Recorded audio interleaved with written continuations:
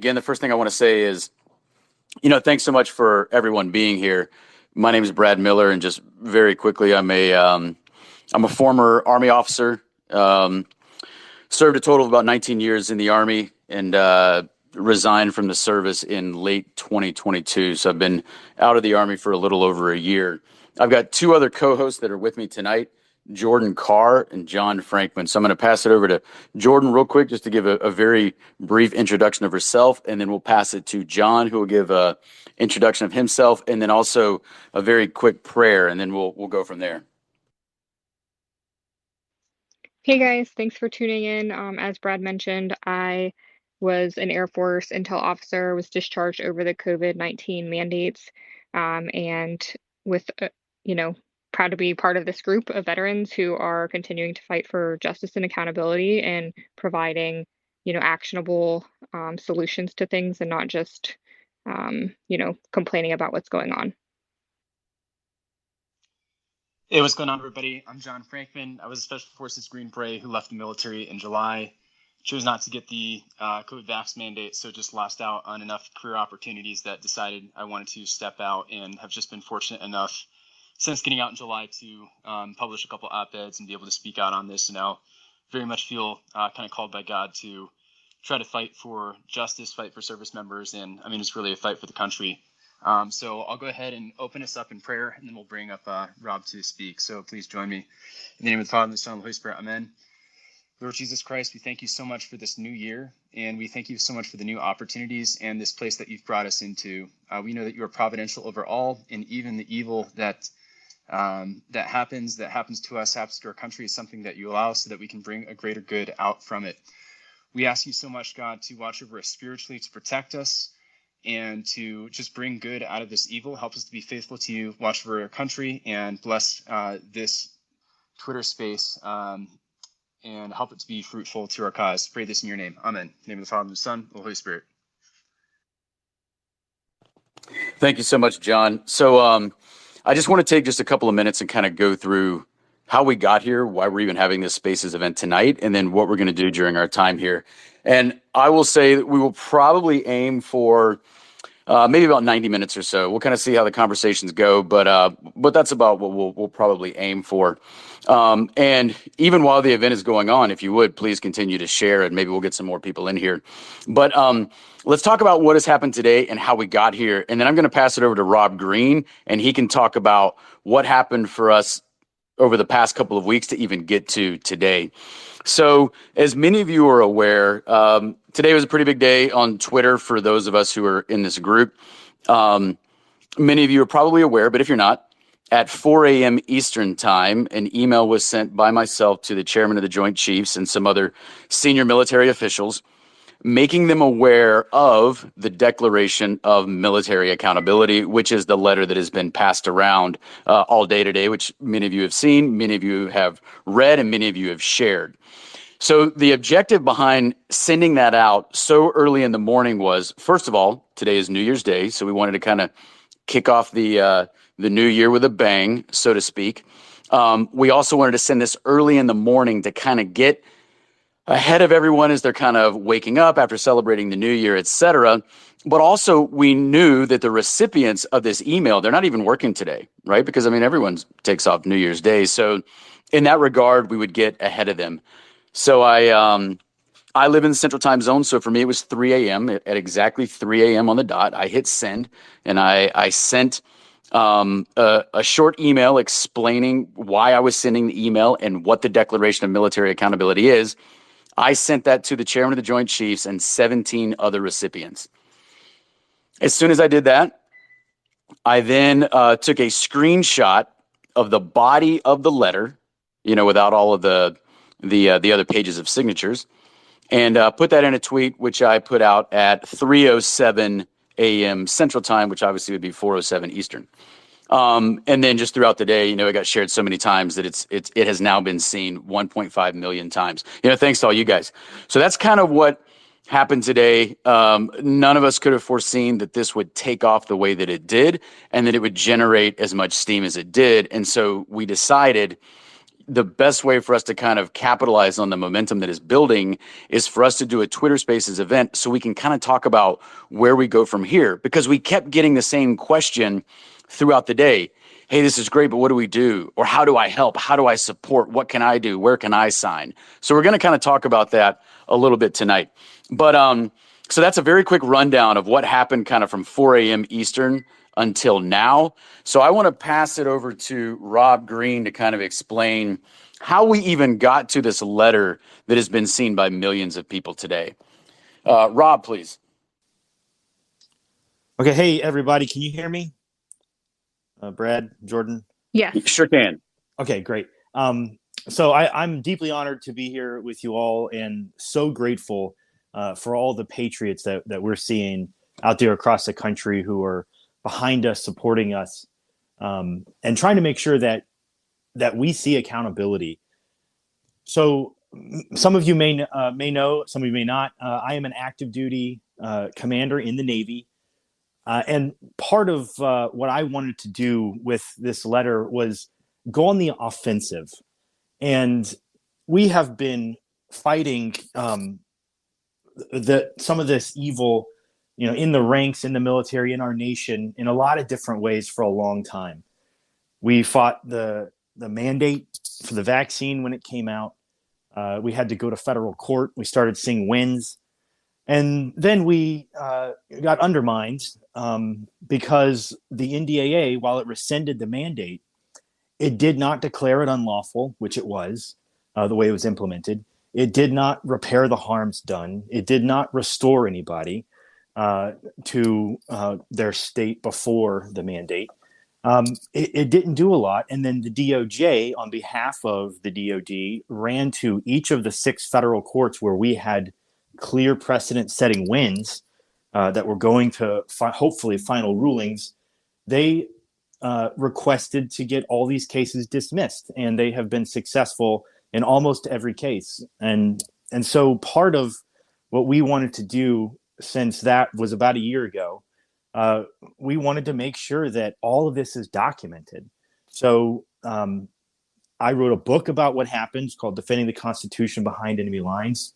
Please go check it out. So many of the stories of the patriots who stood up to this are told in that book. Because what we've been seeing is that they are trying to dismiss, pretend like nothing ever happened. Hey, we all made mistakes. We didn't know what was going on.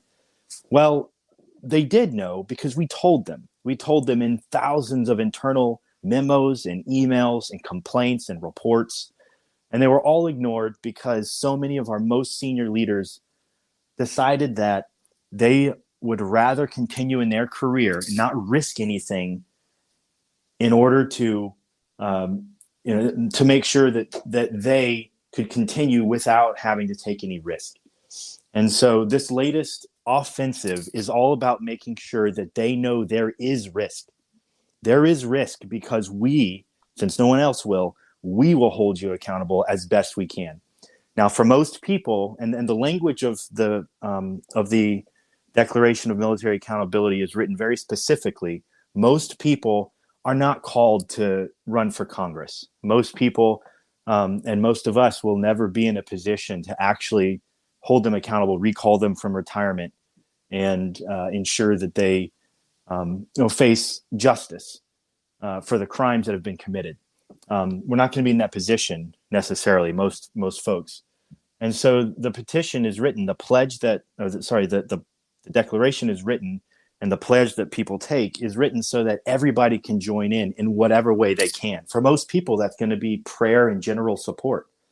And so we have a petition that we've written up, and hopefully somebody can drop it in here or put it out on Twitter here in a few minutes. But we've written this petition so that other people can join in, the 231 people who signed the declaration, and they can throw their support behind it publicly as well. And we hope to get millions of people to sign this. And the petition is written such that it's expanding beyond just the military. We care about the military. We're all veterans or active service members. But the petition is going to expand to include holding accountable anyone in any of the 3 branches of our government who have broken the law, who have trampled our rights, and who have denied us the ability to live in freedom. And we're going to recall them. We're going to vote them out. We're going to do whatever it takes to win this country back. And so that's the impetus behind what we've done, why we've gotten this letter out there, why we're doing the petition. We're going on the offensive because any other option is handing the country over to people who want to make it not America. Hey, Rob, can you explain a little bit? We've gotten a lot of messages from other veterans who want to sign on to the declaration. Can you explain kind of like, what the purpose of the petition is, after the declaration has been sent out, and why it was 231 signers and we're not opening up the declaration to more? Yeah, absolutely. So the declaration, I would have loved to have had thousands of people sign it, but we were fighting we're in the middle of a 5th generation war right now. It's not kinetic yet, and we hope it never becomes that way. We pray it never becomes that way, but it is a 5th generation war that we're fighting. And so we wanted to make sure that this operation, the initial salvo of the offensive to win hearts and minds, did not get undermined in some way, did not get leaked, so that we could control the narrative and we could get this out there first. And so we kept it mainly in internal groups and trusted people, and kicked it around to try to get as many signers as we could. But the idea, like the Declaration of Independence with our founding fathers, the idea is once that thing is signed and out there in public, we're not going to add any more names to it. It's now an artifact of history, so to speak, our declaration of military accountability. But what we do want to do and need to do is expand this to show America how many people feel this way, how many people feel betrayed by their government, how many people now live their lives knowing that the government is trying to control every aspect of it. And we're fed up. We're done. We, the people, are not going to put up with this anymore. We remove our consent to be governed by people who are going to enrich themselves at our expense. And so the petition, we have a website. We're still working on it today. It wasn't quite ready, but it's going to be militaryaccountability.com. And we're going to put the petition there. We're going to put the open letter, the Declaration of Military Accountability there. And then everybody's going to be able to go in and sign on the website electronically. You can add your name to the list to this petition. And you're going to be it's a pledge as well. It's going to be a pledge to support the declaration that we've made today, and a pledge to do everything that you can, each and every American who signs it, everything you can to ensure that we hold accountable all government officials. Hey, thanks so much, Rob, for taking a few minutes to go through that. Really appreciate that. And, I want you guys to know that, Rob really is the true leader here. I mean, this is a guy who is still wearing the uniform, puts himself at great risk, not just to write a book that he wrote and published a couple of months ago. In fact, if I remember correctly, that book was actually aptly released on July 4th of last year, but puts himself at risk again just by crafting the letter that you've all seen. So what we're going to do, because we're limited in the number of speakers that we can allow, if you have questions that you would like to ask of Rob, please drop them in the chat. And then my co-hosts here, John and Jordan, they'll look for some of those questions and grab some of those and ask them of Rob, because I'm sure some of you have some very good questions, or even just some comments that you'd like to tell Rob. So we'll take just a couple of minutes and maybe allow Rob to answer some of those. Yeah, thank you, Brad. And real quick, I have another interview I've got to do at the top of the hour, so I am going to have to scoot probably in about 30 minutes. But thank you for the opportunity. And while we're looking at questions, you guys might be able to see that at the top of the chat, we added the petition. So you'll be able to look at the language of the petition. We also have dropped the letter that was sent at 4 a.m. this morning. So you can read the letter. You can also read the petition and look at that information while we're collecting questions. Hey, Rob, in the meantime, while we're looking for questions, can you explain for those who are not veterans or who are not service members, can you explain the importance of the oath of office? I know you wrote about it in your book.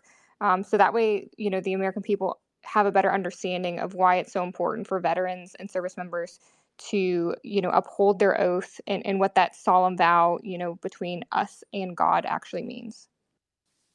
Yeah, absolutely. Thank you for that question. So the oath is very important in that we're pledging, solemnly swearing to support and defend the Constitution against all enemies, foreign and domestic. And what that means for many of us, we kind of always thought historically of the enemies as primarily being foreign adversaries, and then the domestic enemies mainly being terrorist threats, the Timothy McVeighs, things like that. Police actions can take care of those for the most part. But what we've learned over the last few years, and it was eye-opening to me when I kind of realized what was happening, that the most insidious domestic threat to the Constitution are those threats which would take away your individual rights that the Constitution is designed to protect. The Constitution does two main things. It establishes the form of our government, but then it gives primacy over that government, gives primacy to individual rights. Individual rights are the most important thing. And so any government official, law, anything that attempts to unnecessarily trample individual rights is something that must be opposed, because it is the most insidious domestic enemy that we're facing.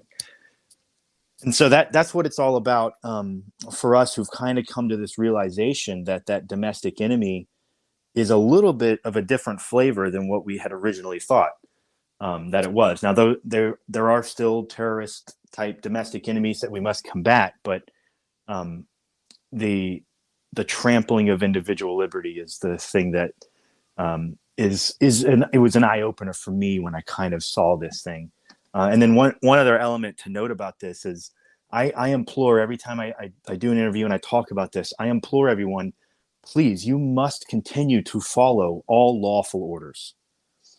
But you have an obligation to disobey and to resist the unlawful orders.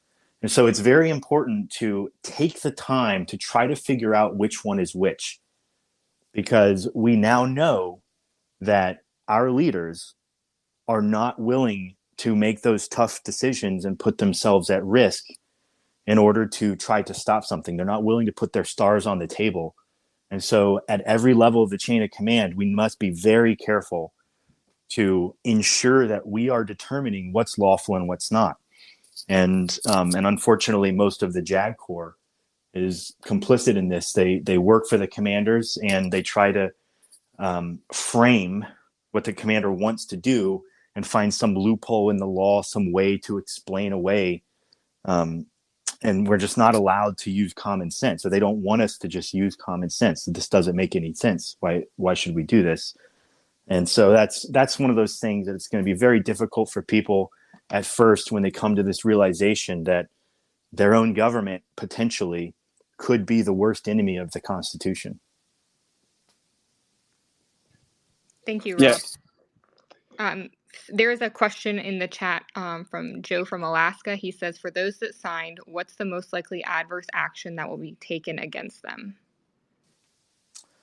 So we've had some people that have had some egregious stuff happen to them. I talk about some of those things in the book that came out July 4th.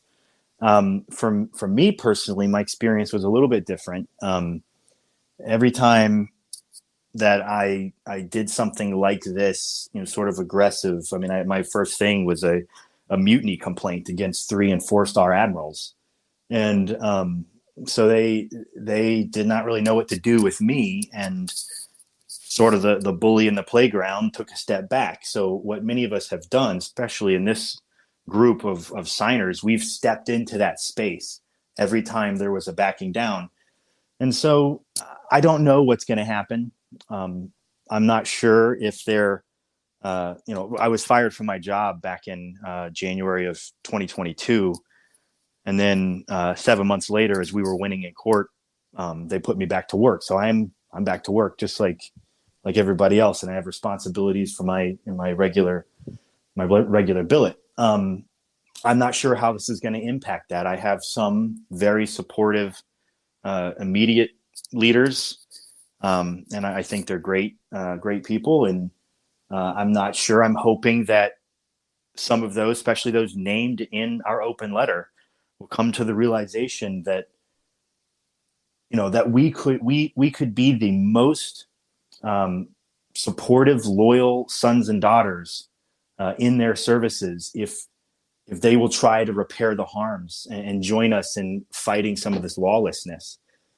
But if they don't, then we've taken this pledge to do everything we can, and for most of us, that's probably just what we're doing now: speaking about it, speaking the truth, being courageous regardless of what happens, and taking on some risk, prayer, obviously.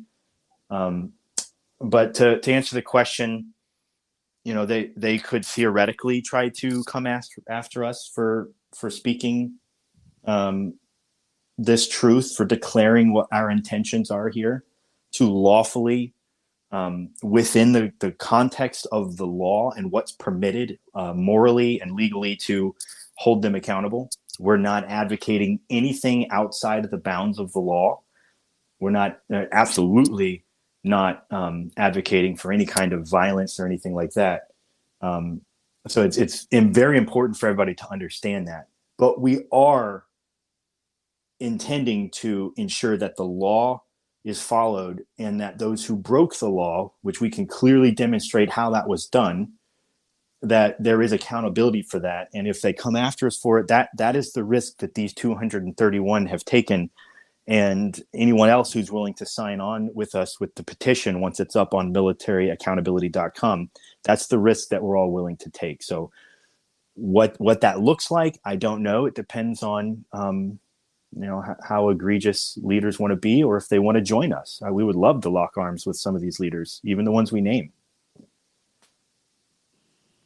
Thanks, Rob. One more question from the chat is from Joan. Do you really think that there will be accountability? Who will hold them accountable? Seems that certain government officials are above the law. Yeah, that's something we've seen, unfortunately, for a while now. We did a report to Congress with all the details back in 2022, and it did not.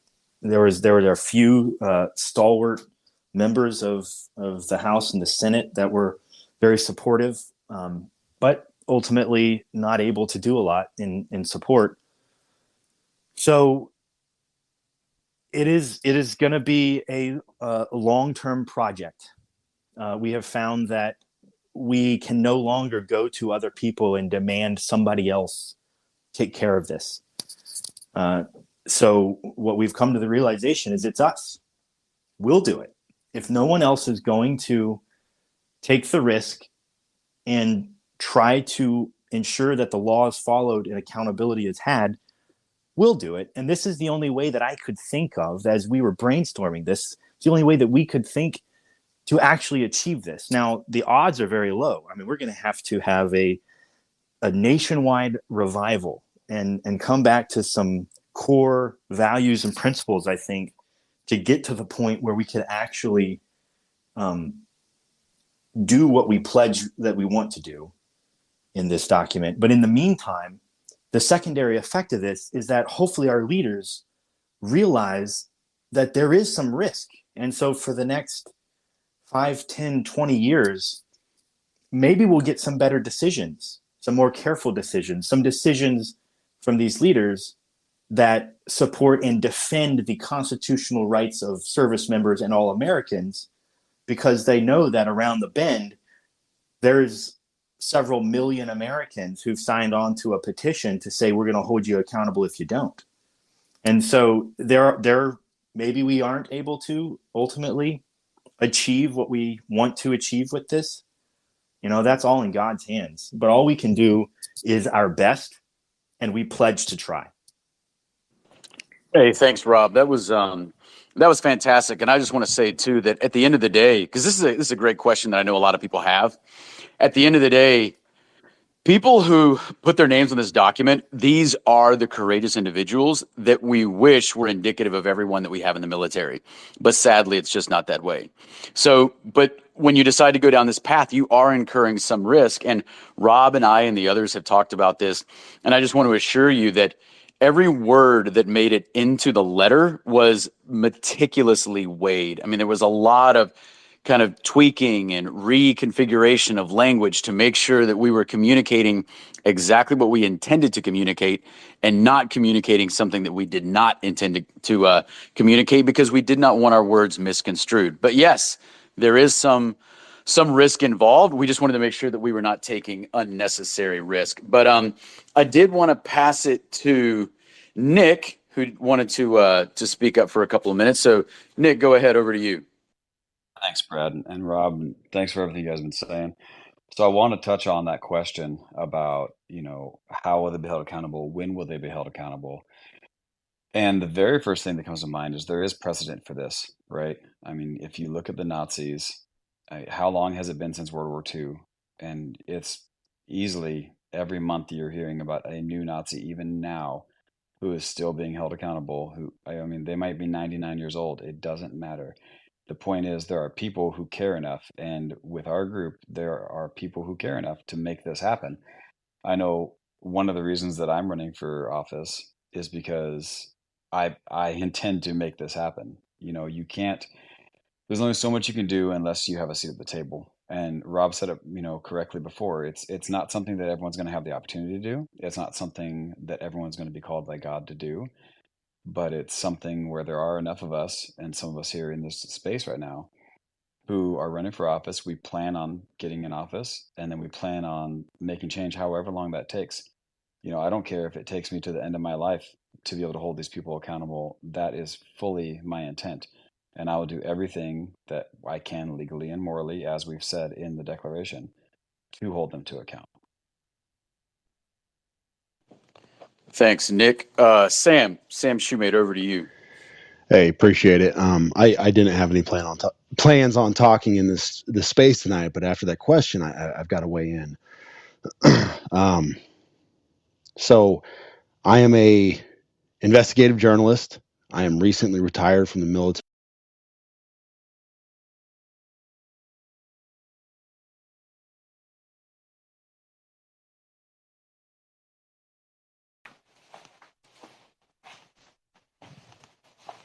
Why should he have to reapply? He was at 9. We allowed some Brainstorming this. And with our group, there are and wasn't going to do anything. Comments, and I commiserate with all of them. I understand what you're seeing. There will be accountability. Who I did want to pass it to Nick, who wanted to speak up for a couple of minutes. So Nick, go ahead, over to you. Thanks, Brad and Rob, and thanks for everything you guys have been saying. So I want to touch on that question about, how will they be held accountable? When will they be held accountable?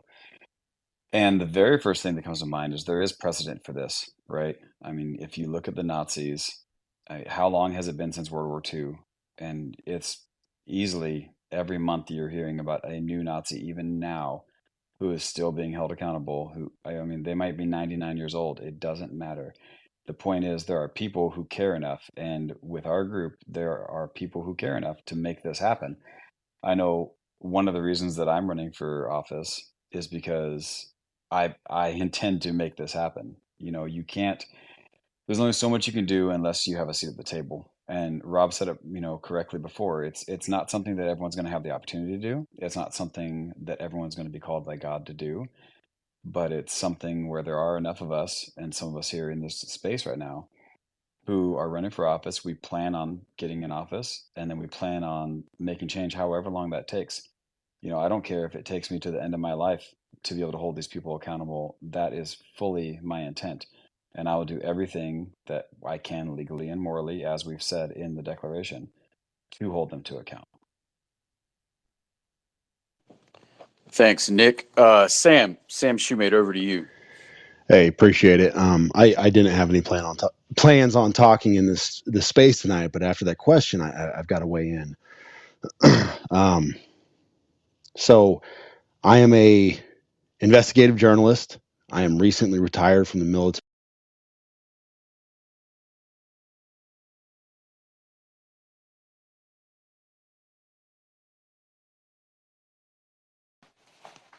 Met with him. Why should he have to reapply? Who broke the law that Change however long that takes. as a investigative journalist, I am recently retired from the military.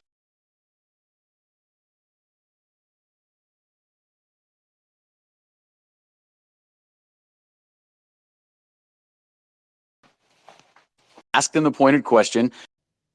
We allowed something to take place under our watch. Every word that made it We have said it is our lifelong.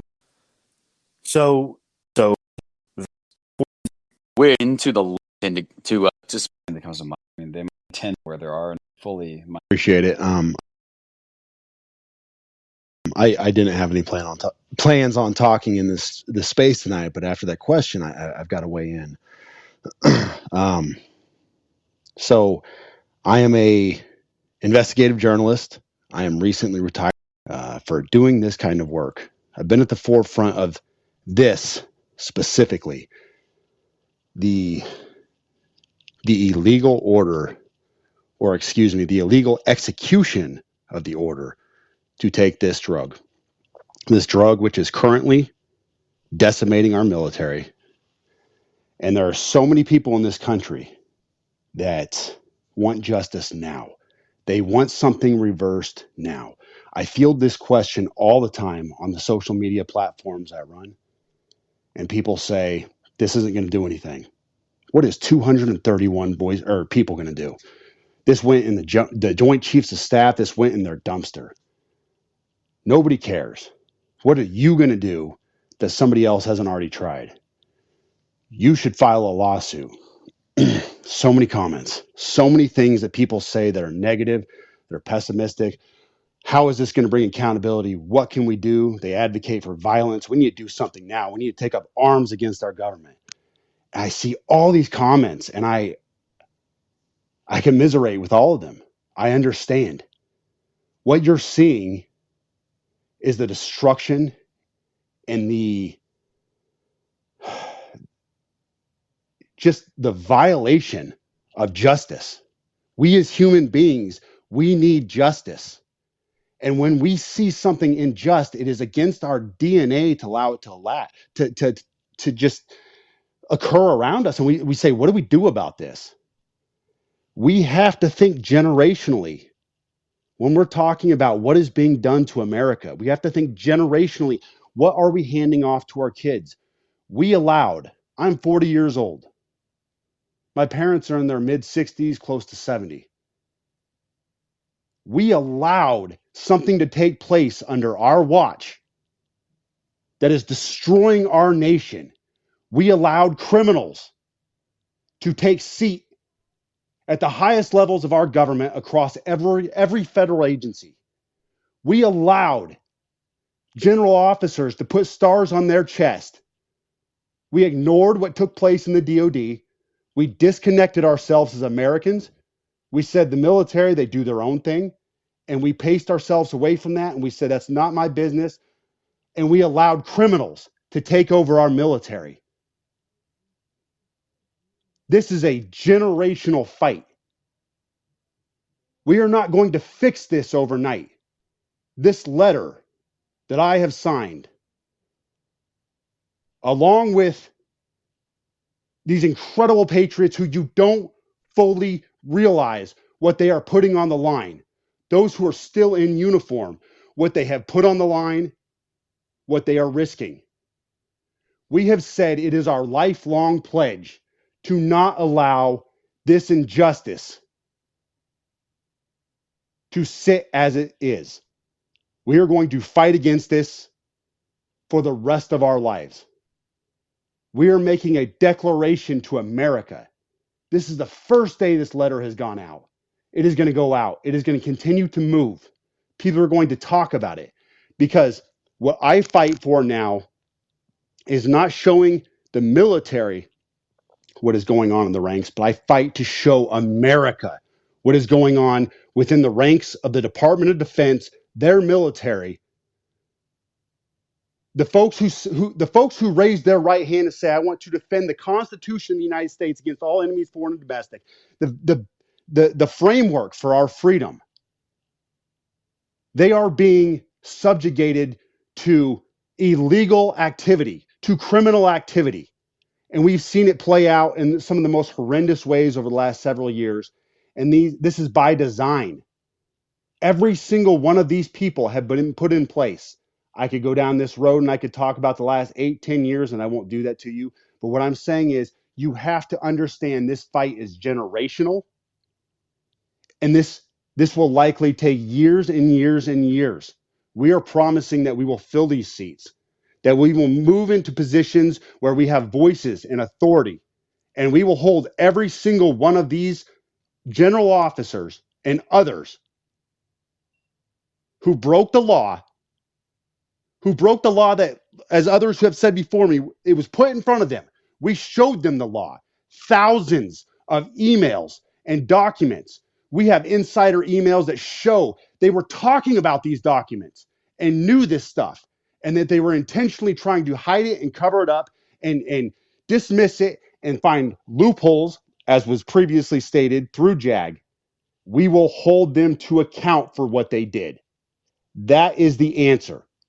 This is a generational fight.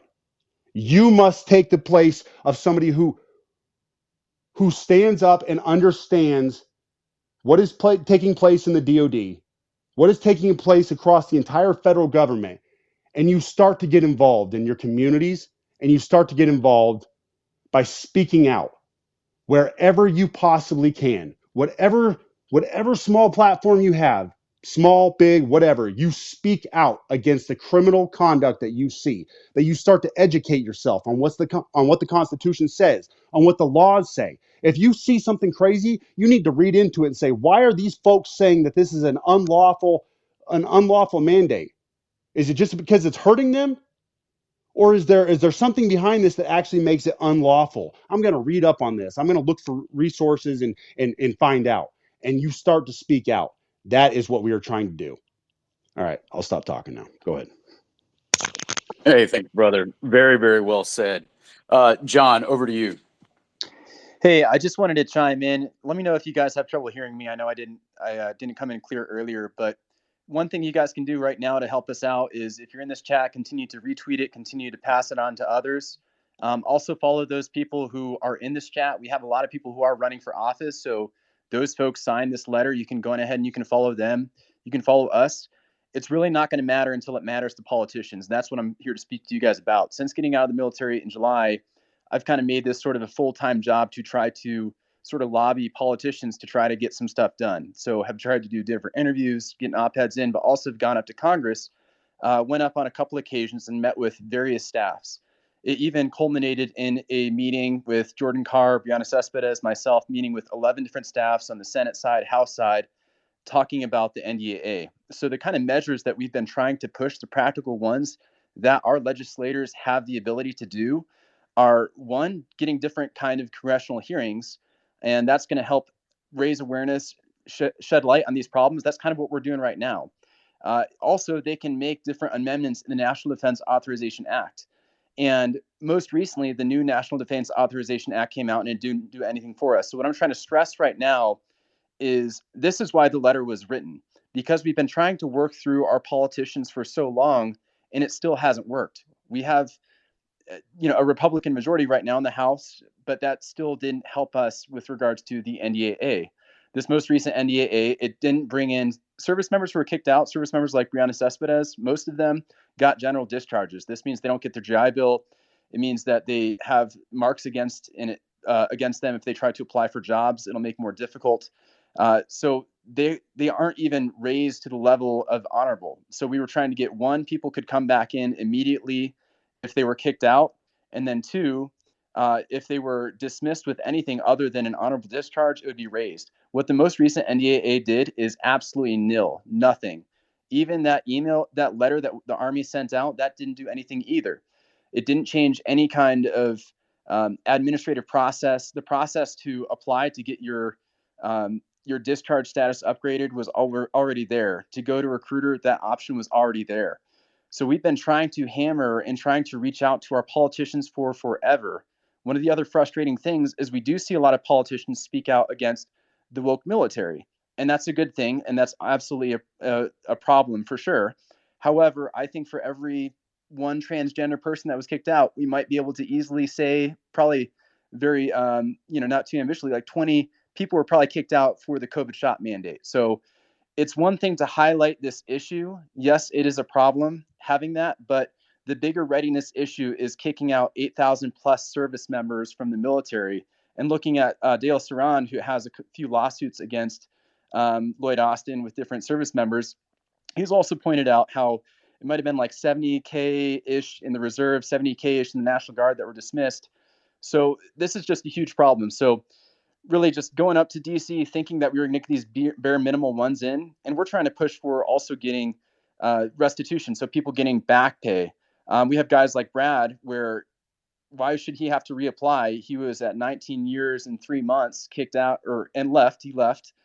But why can't they just reinstate him for the amount of time that he was supposed to have, so that he can retire now? So the reason we're putting this letter out, continuing to fight, is because it still affects a number of different people. People's livelihoods were absolutely destroyed. I mean, I haven't even gotten into the vax injuries. I was just at AmFest, ran into Drew, and he got the shot, and he now has Guillain-Barré syndrome, and he's paralyzed. It's insane. I mean, look at posts with him. I got pictures with him. It's absolutely nuts. A perfectly healthy guy. Met with Carolina Stancic as well.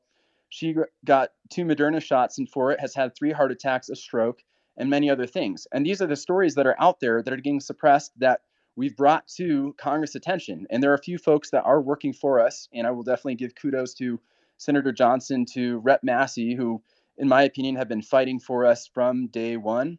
But unfortunately, a lot of other ones, may want to help out, but might not think that they have political buy-in to do it. So at any rate, what we can do is we can support ourselves. We can try to raise our voice, continue to speak out, run for office. Those in the service can continue to rise the ranks, and everybody can just do the right thing. But this is kind of an internal movement. And whose fault is it that our country is struggling? I mean, if it's a we the people, for the people, by the people, it's our fault. We've let things get way too far out of control. And some people have been involved for a very long time, not necessarily their fault, but there are some people who have been just kind of out of there and have just let it get out of control. So at any rate, that's why we're doing this letter. That's why we need to take control ourselves, is because we've tried the political means. A lot of service members have. We've gone up to DC and it hasn't quite worked. So with that, I'll pass it back to Brad. Hey, thanks, John. So if you're out there and you're asking yourself what you can do, a couple of things that you can do right now, discrete, actionable steps. Take the letter, the Declaration of Military Accountability. So take the document, download it, and send it to your senators and your congressmen and ask what they are doing about it. Ask them the pointed question and make them answer. Another thing that you can do, take the petition. Everyone wants to sign something. Take the petition. We have to let DOD and Congress know that there are a lot of us and we're pissed off. That doesn't mean we're going to get violent, but they need to know that there are a lot of us and that the gap between the military and the public at large is widening. With that said, Matt, I'm going to pass it over to you. Brad, thanks so much. I really appreciate this. And I just want to express how absolutely I'm impressed I am. Matt, you there? Yes, can you hear me? I got you. For me, you're coming in loud and clear. Okay, cool. I'm just going to keep going until then. So I'm just so incredibly impressed by the speakers that I've heard in here. What I would love to convey, just for the audience's purposes, I myself am a former intelligence officer with the Navy. I actually just got off active duty orders with Central Command about 6 months ago or so. And instead, I decided to get out, and I am now running for Congress in North Carolina's 13th district.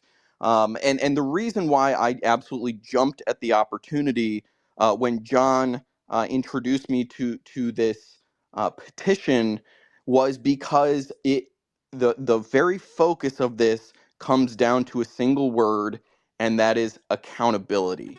That's what got my attention more than anything, was bringing accountability not just to DOD but to the government at large because of what they did over the COVID vaccine mandates.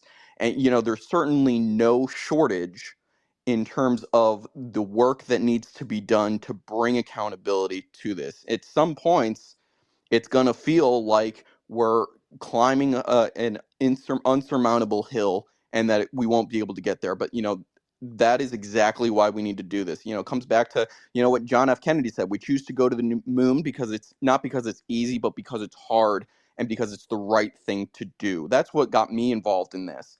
And one thing that really came to mind over listening to the various speakers here was something that I thought of. I'm a big fan, actually, of Dr. Jordan Peterson, a former psychologist at the University of Toronto, if you guys are familiar with him.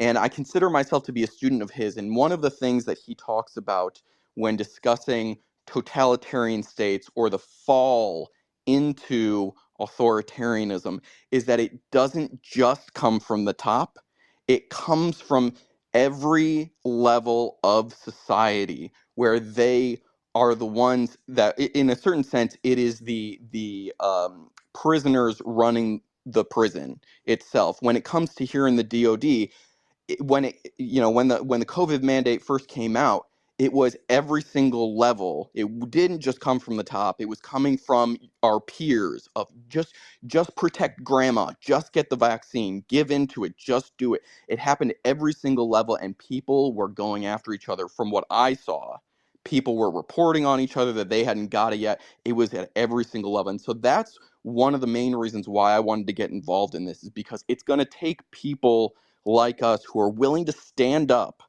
and get involved against the crowd that wants to just keep us down. On one of my goals in running for Congress, I want to be on the House Armed Services Committee. I want to hold each and every single commander responsible and make them answer, put them on the record, and make them tell us what exactly they thought and what exactly they were doing when it came to this COVID vaccine mandate. That is exactly why I'm running for this. And just a final, shameless plug for me, if you're interested in supporting me and helping me get there, my website is votemjs.com. Would love to have your support. But thank you guys so much for having this. This is exactly what we need to get involved. Thank you so much. Hey, thanks so much, Matt. Ted, over to you.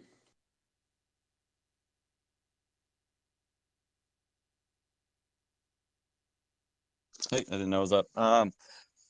So there's some things I can't currently speak about. Mara perhaps could after.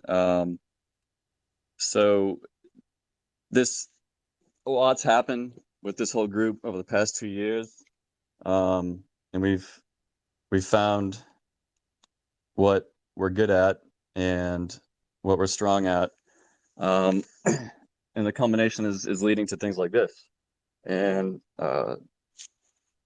I just wanted to get across, though, like, just a quick point was that the current leadership or elected officials, I want to say tactfully, but I'll just let it rip. So I've met with Congressman Rutherford face to face. I've met with for over an hour, and this is in regard to what appears to be crushing our military, according to the DoD's own statistics, which have been basically verified by the Secretary of Defense's office. So it's extremely important that these people are, I wouldn't want to say called out, but at least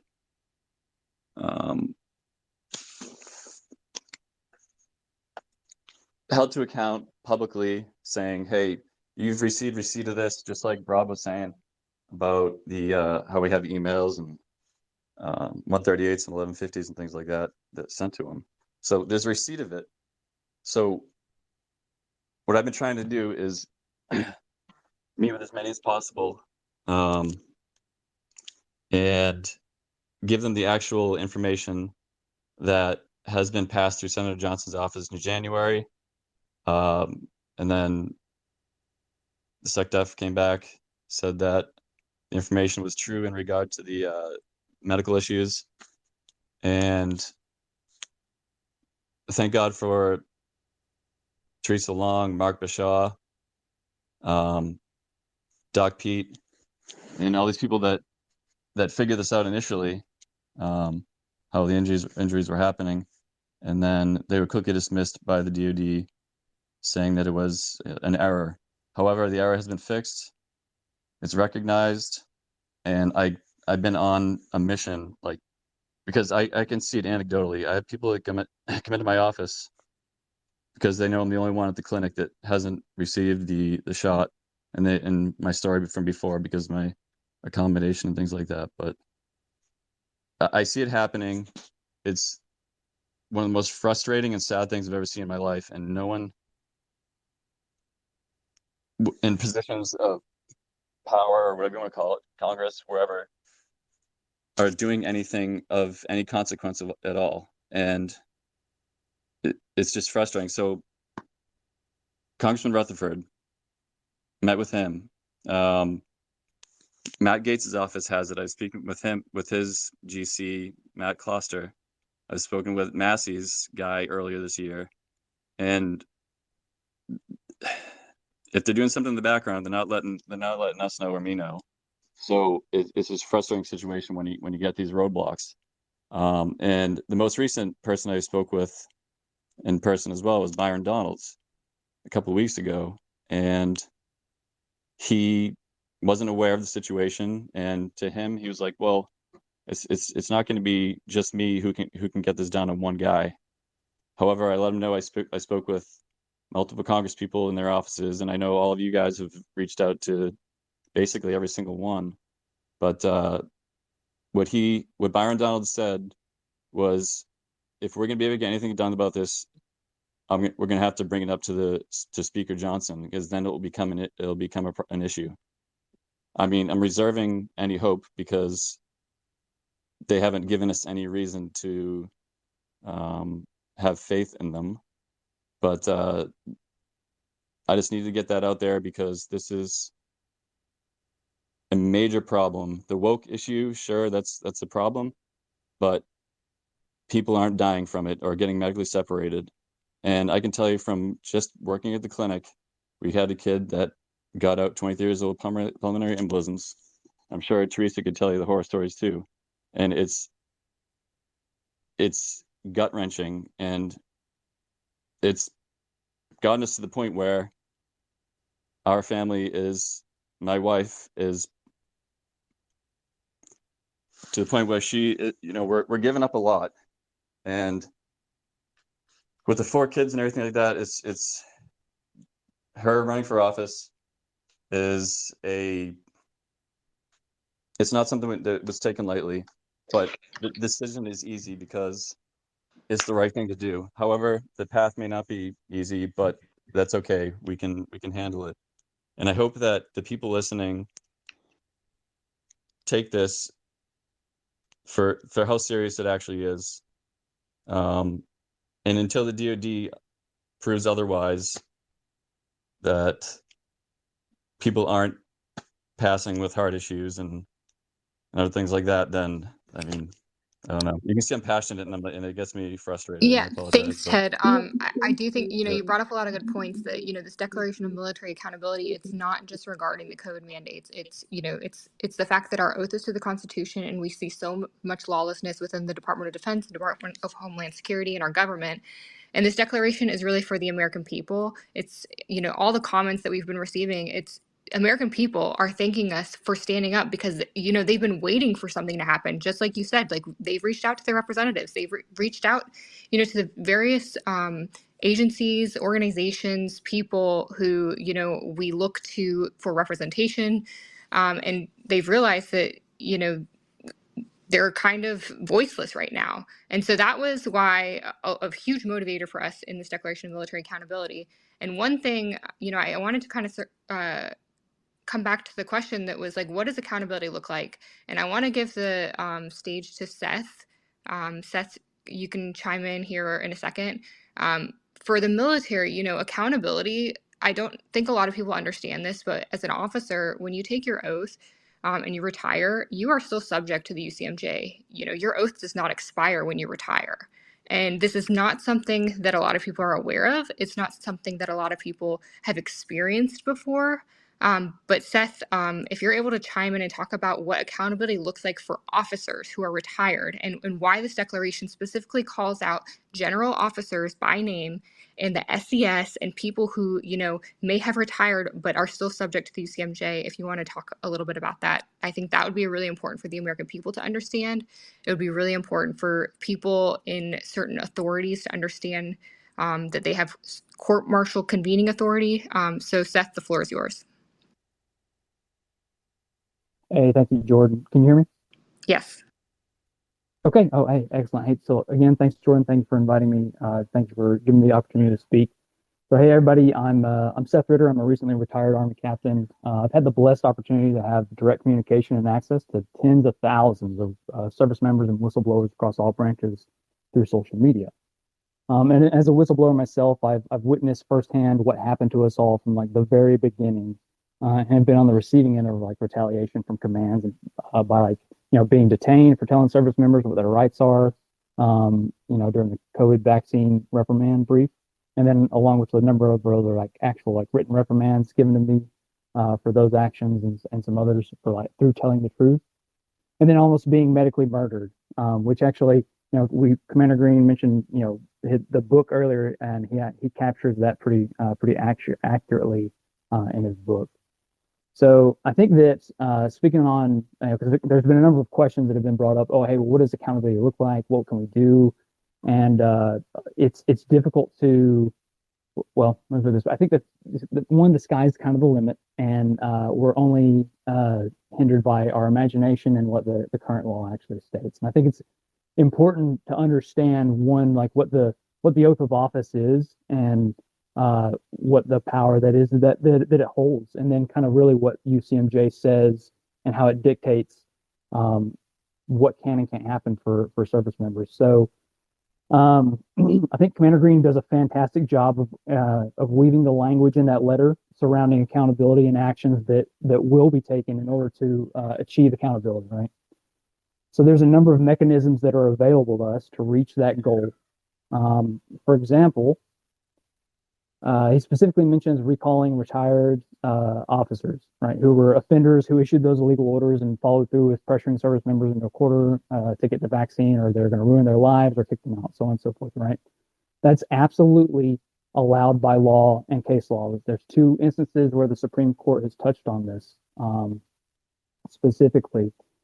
And we kind of read you the direct language, so it's not just some guy on Twitter talking, right? So from McCarty v. McCarty in 1981, they stated specifically that let's see here, a retired officer remains subject to the recall of active duty from the Secretary of the Army at any time. Now, retired officer, that means any officer in any one of the different components, or any of the like retirement categories, even like medically retired individuals, right?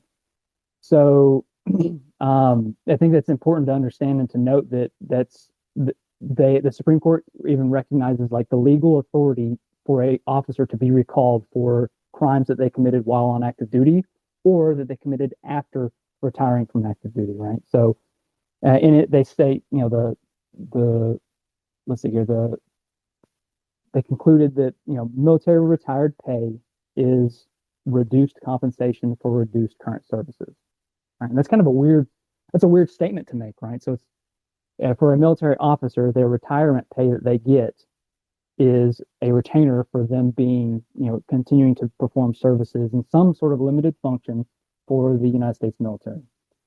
If you are being paid and you are performing functions in some way, shape, or form for the United States military, you are subject to the UCMJ. Right? And they found that there's a number of other cases that allow for that.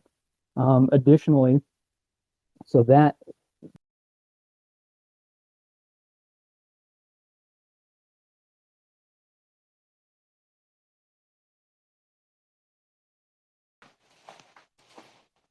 And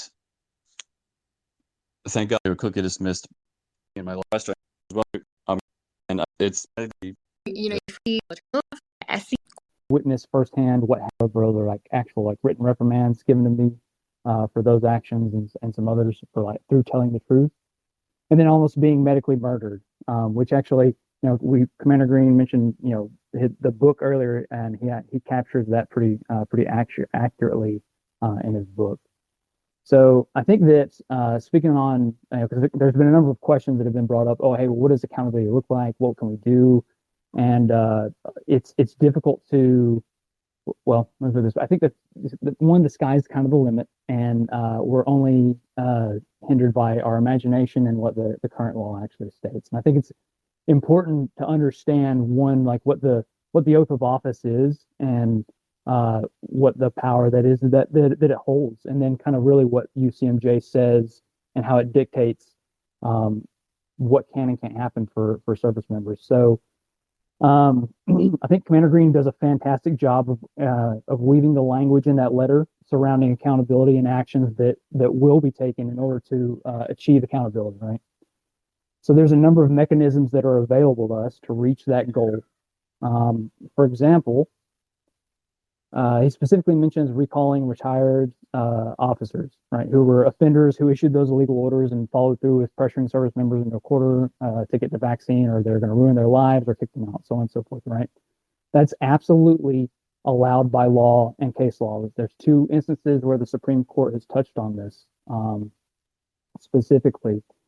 And we kind of read you the direct language, so it's not just, some guy on Twitter talking, right? So from McCarty v. McCarty in 1981, they stated specifically that, let's see here, a retired officer remains subject to the recall of active duty from the Secretary of the Army at any time. Now, retired officer, that means any officer in any one of the different components, or any of the like retirement categories, even like medically retired individuals, right?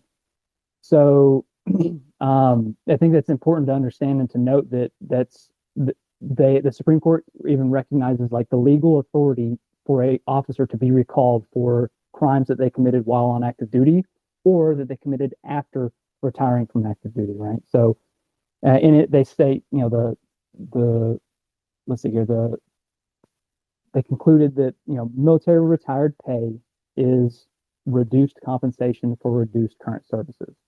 Right? And that's kind of a weird statement to make, right? So it's, for a military officer, their retirement pay that they get is a retainer for them being, continuing to perform services in some sort of limited function for the United States military. If you're being paid and you are performing functions in some way, shape, or form for the United States military, you are subject to the UCMJ, right? And they found that there's a number of other cases that allow for that.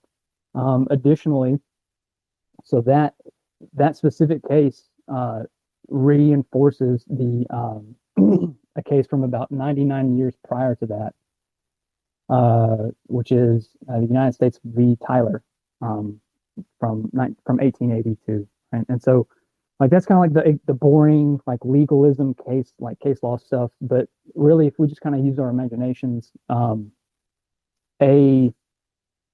individuals within the military have the ability to introduce, have the ability to introduce, cases against retired officers for this, and it's all backed up by law. So I'm gonna kind of give it back over to Jordan. I don't want to belabor the point. Seth, thanks so much. I want to take a moment right now to acknowledge that we have Representative Matt Gaetz here, and just to kind of point out that he's been helpful to our group.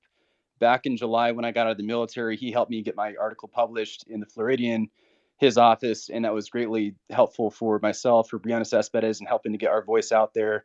And after the NDAA didn't pass in our favor, he made comments in the House floor about it, that a lot of service members, we didn't get anything from it, that basically we weren't brought back in, we weren't given back pay, that there wasn't any kind of time given back to us. And he's also had multiple of us on the podcast. Jordan's been on his podcast, Jordan Carr, Nick Cupper. So just want to kind of acknowledge him. And sir, if you want to speak, we can definitely bring you up if you have anything you'd like to add as well. Oh, just a quick thank you to you, John, and Brad and Brianna. Your leadership on this, I hope, inspires a lot more policymakers. Good to see my friends, my boss, Jordan. She's one of my constituents who I think has really been retaliated against and faced the brunt of a lot of these efforts by DOD. And Nick, I'm excited to see you running for the legislature in Arizona, man. If you'll send me your donation link, I would love to financially support you in that endeavor. I just think that we have to attack this thing through all of these vectors, right? I mean, many of you see the role I play in trying to ask tough questions and ripen these issues and build coalitions of lawmakers to make more strident demands, and definitely directionally. And I know John feels this, like we're getting more progress the more we educate people. But what was so impactful about this letter today is that it really opens up like more of the bottom up and the veteran, outside in review and fair criticism of these decisions that have been made, that the DoD hopes are unidirectional, that they're not subject to any oscillation or change or reversion. So that's why I work to promote the letter, why I think we should get other policymakers to embrace the themes that you've laid out. So I don't want this to become like a Matt Gaetz space. So I'll yield it back to you guys, and mostly here to listen and become a better congressman by getting your perspective. Thanks, Congressman. We really appreciate you being here tonight. Also, General Flynn is with us, so we'll pass it over to General Flynn in case you, sir, have anything you'd like to share with us. So I think that we're still waiting for him to accept the invite to speaker. So until he does, I know that we had Cameron in the queue. So Cameron, do you want to say a few words while we try to get General Flynn up? Yeah, absolutely. Well, thanks for having me all. So my name is Cameron Hamilton. Again, it's an honor to be a part of this group. I want to remind you. We actually just got him. Yep, go for it. Go for it. Go for it. Go for it. Okay. Sir, do you have anything you would like to add? Thanks so much for joining us. Really appreciate it. No, I'm okay, John, and Brad and Jordan, everybody. I mean, just listening to what Congressman Gaetz was talking about, and I see, I know that there's some others on here. I mean, to me, there's so many issues that are in play. I think the letter's really powerful and it's really well done. I like the fact that it comes from the, kind of what we call the rank and file, and it just sends a bigger, stronger message. But I think from my perspective, the whole threat to our national security is so dangerous right now. And the folks I'm probably preaching to the choir, to the group that's on this spaces, but maybe not, just how sort of tenuous our situation is here in the country going forward. And I really do have an extraordinary respect for everybody that put their name on the line here, because I know, that the folks that are in service are going to they're going to feel some pain here, and this is really where we're going to see, I think the true leaders rise to the occasion within the armed services, whether it's our active flag ranks or maybe we do have some civilians that are in positions, critical positions, that will respect what it is that they're hearing. But I think for now, I'll just keep listening to everybody, and I'll sort of follow my own, heart on this one. But I really do have just extraordinary respect for this letter and what it means, and I know exactly what it means. So thanks to everybody who put it together, and for all of you that are going to stand strong, and I'm going to stand there with you. So I appreciate it. Thanks, General. We really appreciate those words, and we appreciate you being with us and standing shoulder to shoulder next to us this evening. Cameron, back over to you again then. Yeah, no worries. Good to have you here, General Flynn. Again, it's an honor. So my name is Cameron Hamilton, again, part of this great group of patriots. And this is a small subset that we find of the population. In reality, there's a lot more patriots that maybe didn't sign this letter, maybe didn't know exactly how to influence policy, maybe didn't know exactly where to start. And I'm encouraged and reminded of a quote from Teddy Roosevelt: "Do what you can with what you have, where you are able." And that's a paraphrase of the quote, but essentially it's, don't be so discouraged about, well, am I going to be the individual to make a lasting impact? Just start at a basic and granular level. When you read the memoirs of the Benda family from Eastern Romania and what they endured under the hands of communism, and when you read about some of these great trials in different parts of life and in different regions of the world, the courage to not self censor is something that's probably lost on many. And I think right now, even politically controversial topics, or just controversial topics about an ethical or moral nature that you find having at a restaurant or at a coffee shop, people self-censor on a pretty regular basis. I know because I've done it. And so I think the easiest way for us all to feel that we have the power to move forward and to do something lasting and impactful is just to be bold and be courageous where you can. People think about the story of King David and him rising up against Goliath, and just what a surmountable force that was. But people forget the fact that David had been prepared for years before this battle. Again, we don't have to go through all the context of the scripture, but what we find very clearly is David had killed a lion before he ever faced Goliath. So David had time and preparation, and we find that bravery is best exhibited through, again, brave actions and disciplined actions, which might not seemingly be significant, but then inculcate your behavior and your character and your nature over time. So if we're willing to be bold, if we're willing to simply live not by lies, but to tell the truth.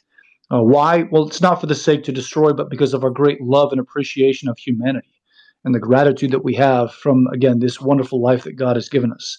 And I don't mean to cause any offense to those who have faith or maybe have a different faith than I, but I do think it's abundantly clear that there is so much to be grateful for in this world. So when people look at us, when they look at how do I impact change, how do I improve the lot of my fellow man, that's the perspective that we should have on ultimately how can I let the goodness of God resonate and connect with others and radiate from my life and from what we're trying to do. So I want to remind people that, again, this is a policy issue about a particular action which is reprehensible by the military, but it goes so much more than that. And if we're willing to boldly tell the truth, it doesn't mean don't be tactful. Of course, we should be considerate of others. But those of us who adhere to the Constitution, those of us who believe in a limited form of government, those of us who really espouse more classical liberal philosophy and thought, where you had an elevation in freedom and autonomy of the individual over the oppression and tyranny of the state. Again, there is great goodness and virtue that this can display in the world. So that's what we should try to show. That's what we should embody. People should see that goodness radiating from us in our lives. It doesn't mean we're not willing to fight. And radiating goodness, and again, wanting to be one who ultimately brings about the betterment of mankind is not necessarily making you timid or weak or afraid of a fight. Quite the contrary. It means all the more you know what you're fighting for. So just a reminder for everyone, if you don't know where to start, if you don't know how to start, if you don't know what to do, just live not by lies. Tell the truth. Be honest and sincere in your actions. And that has an impact that's quite categorical and very profound in this world. So thanks for your time, gentlemen and ladies. I yield back. Thanks, Cameron. With that, we will go to Doc Pete Chambers, and after Doc, we will go to Mara. Yeah, thank you, Brad. I am just in awe right now of the folks that are in here. I'm just getting chills every time somebody else speaks, and it's just amazing to see where we're at now from the very beginning. So, just folks that don't know me, I'm a soldier. I've always been a soldier since '83 when I finished high school and got out, had a break in service. 9/11 happened, came back in. So I'm a doc working for Special Forces. Some of the best people in the world. I'm a little biased to the Green Berets versus the SEALs. However, I love my SEAL brothers. That was for Cam. So I know what it takes to be tough, and I know what it takes to buckle down. I know what right looks like, and I know exactly what wrong looks like. And what I've seen over the years is what you talked about, Brad. What really turned me on to following your Substack, which was the moral injury. And we had to talk about this on the podcast, and it really got a lot of motion. There was 500,000 people listening to that thing. let me tell you, the moral injury depicts kind of the injury that's taken place in this country over the last 50 years, really. Not being judgmental, but just being truthful. And I can tell you that the things that I learned along the way as a soldier is that, we thought, or I thought as a young guy that, I wanted to be a Green Beret. I want to be a Green Beret. What's the truest virtue of a warrior? Pressfield talks about this in his book, Gates of Fire. Truest virtue of a soldier. It's not accolades. It's not medals. It's not tabs. It's not, what job you have. There's a spear, there's a tip of a spear, and the rest of it makes the tip of the spear function. So everybody has just as important role. And we trust those that are charged with our care, right? They're charged with completing a mission, but a commander who is responsible for everything that happens or fails to happen, and that's where we're at now, is responsible for all of that. And so when I see it, I know what it looks like. And us in the beginning of this, just the original whistleblowers, just because, we had information. I was a task force surgeon down on the border, Texas National Guard, Operation Lone Star. I had about 3,000 troops in the command that I took care of. And to me, what it looked like was, am I listening to an unlawful order? What's going on here? I have a 2-star telling me, hey, you got to stop doing informed consents. You're going to have to recuse yourself if you can't convince them to take it. Our numbers look terrible. And I'm not belly aching and complaining. I'm just telling you the facts. Well, this is something for people out there to understand, is that all orders, something else I learned along the way, are considered lawful at the outset. However, there are times when you have to stand up. We can talk about Cali. We can talk about Abu Ghraib, Cali in Vietnam, Abu Ghraib in the prison in Iraq. Soldiers just saying, well, I was just following orders doesn't work. We alluded to the Nuremberg trials. Just doesn't work. Okay, Article 92, failure to obey a direct order. 3 kinds of offenses: violations or failures to obey lawful general orders or regulations, failures to obey other lawful orders, and dereliction of duty. So when I looked at, and this is just my personal story, when I looked at the frag order that came down from the SecDef, and in the fine print, it says commanders are responsible to administer the appropriately approved vaccine. Well, now it becomes incumbent upon those commanders, of which, Brad, I know you felt, because you courageously did what you thought was right and did not take part in that operation that way. And I respect that. I fully respect that at 19 and a half years. But I had to say to the general, sir, but that's an unlawful order. Now, how did I know? Well, I did my homework. I looked at, Army Regulation 40-562, Chapter 8, paragraphs 4 through 6. If it's an EUA, must do informed consents. And then when he says to me, it's not about the science, Doc, it's about the policy. At this point, I know that I have to take it higher. So I take it higher. As a task force surgeon, I go straight to the TAG, because I was able to do that because of the level I was working at. TAG didn't want to hear it. At that point, I took it to some congressmen. And this is why it's so important for all you folks out there running for office. Listen to the people on the ground. They will tell you the truth. You'll still have to do your homework, but they will tell you the truth, because things get redacted along the way as they go high. So it's just a fact, unfortunately, of our military over the last several years, especially. I've seen it.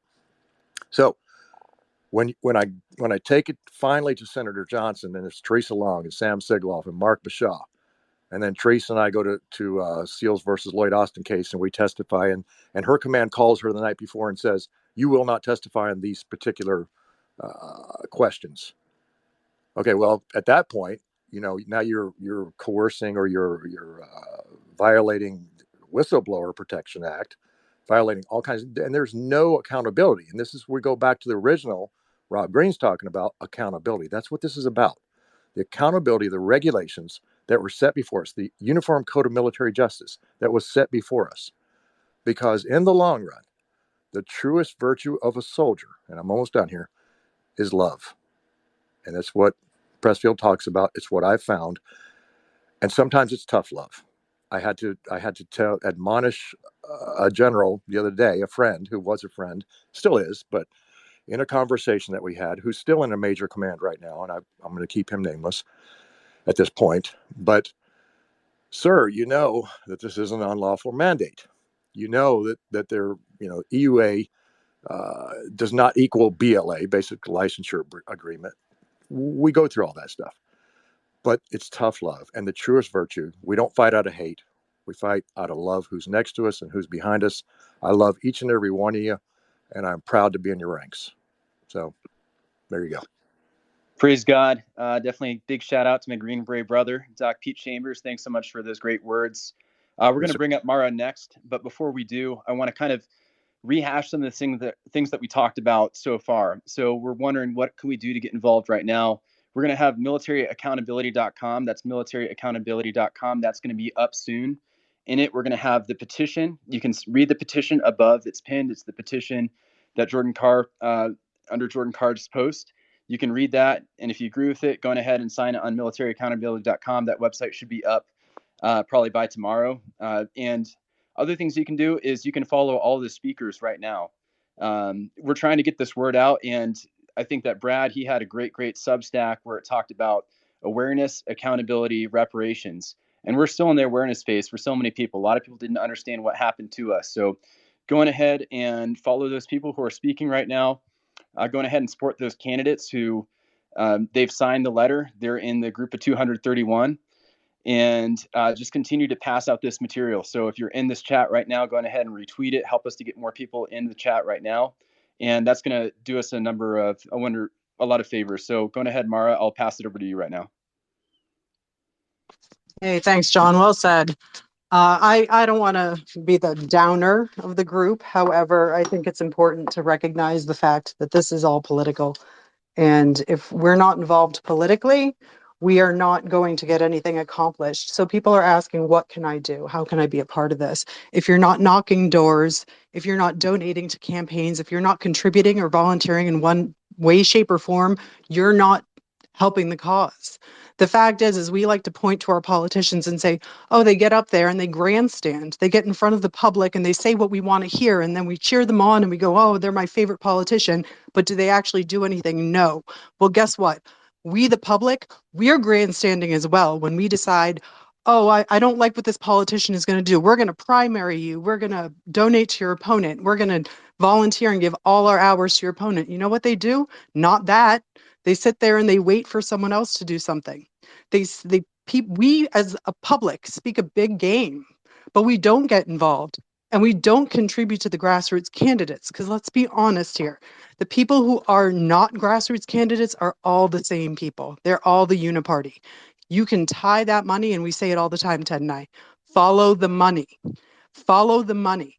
Most of the people you see in Congress, they're all tied to pharma. They're all tied to Lockheed Martin, you name it. They're not going to go against these people because they're supported by those people. And then when it comes to grassroots candidates, we're supported by local, or even this is a great point. If it's a congressional seat, it doesn't matter what state you live in. You should donate to a candidate that you find to be someone that you would like to see represent you, because that seat is a federal seat. So I'm from a blue state. Ted and I are from Massachusetts originally. I've been a conservative since I was 12. So if I wanted to donate to a candidate in Massachusetts, it's not going to get me far. We don't have a lot of red representation here.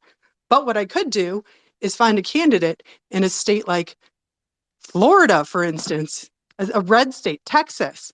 You go to a red state, you give your money to those candidates, or you at least spread the word. One thing you can do for free is share tweets, share Facebook, share all the social media, support these people, because we're not getting support from those big special interest groups that are funding my opponent, that are funding Cam's opponent.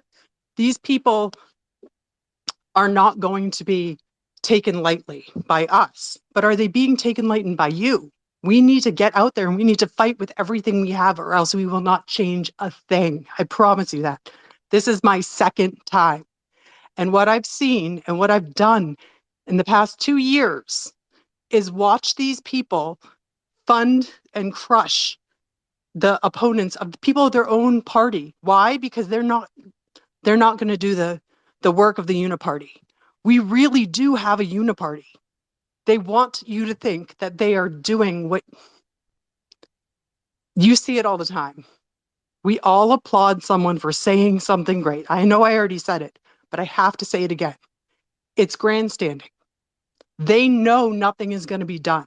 So they do it so that you support them. But they're not supporting you. It's not genuine.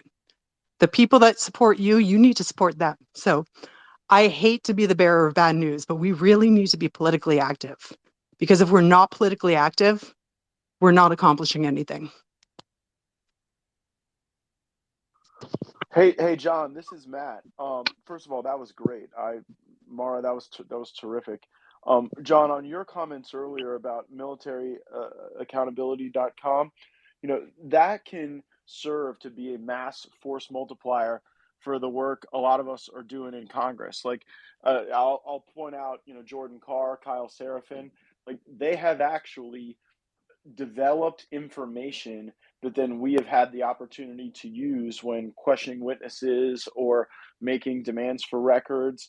And there's times where that's been successful, like where people have changed policies because we've learned something from people on the ground. And so, to the extent that that can be a repository for, if people don't want to become a federal whistleblower, but maybe they've got a photograph of a slideshow that we need to ask somebody about, or maybe they've got a quick video of something that would showcase a violation of law.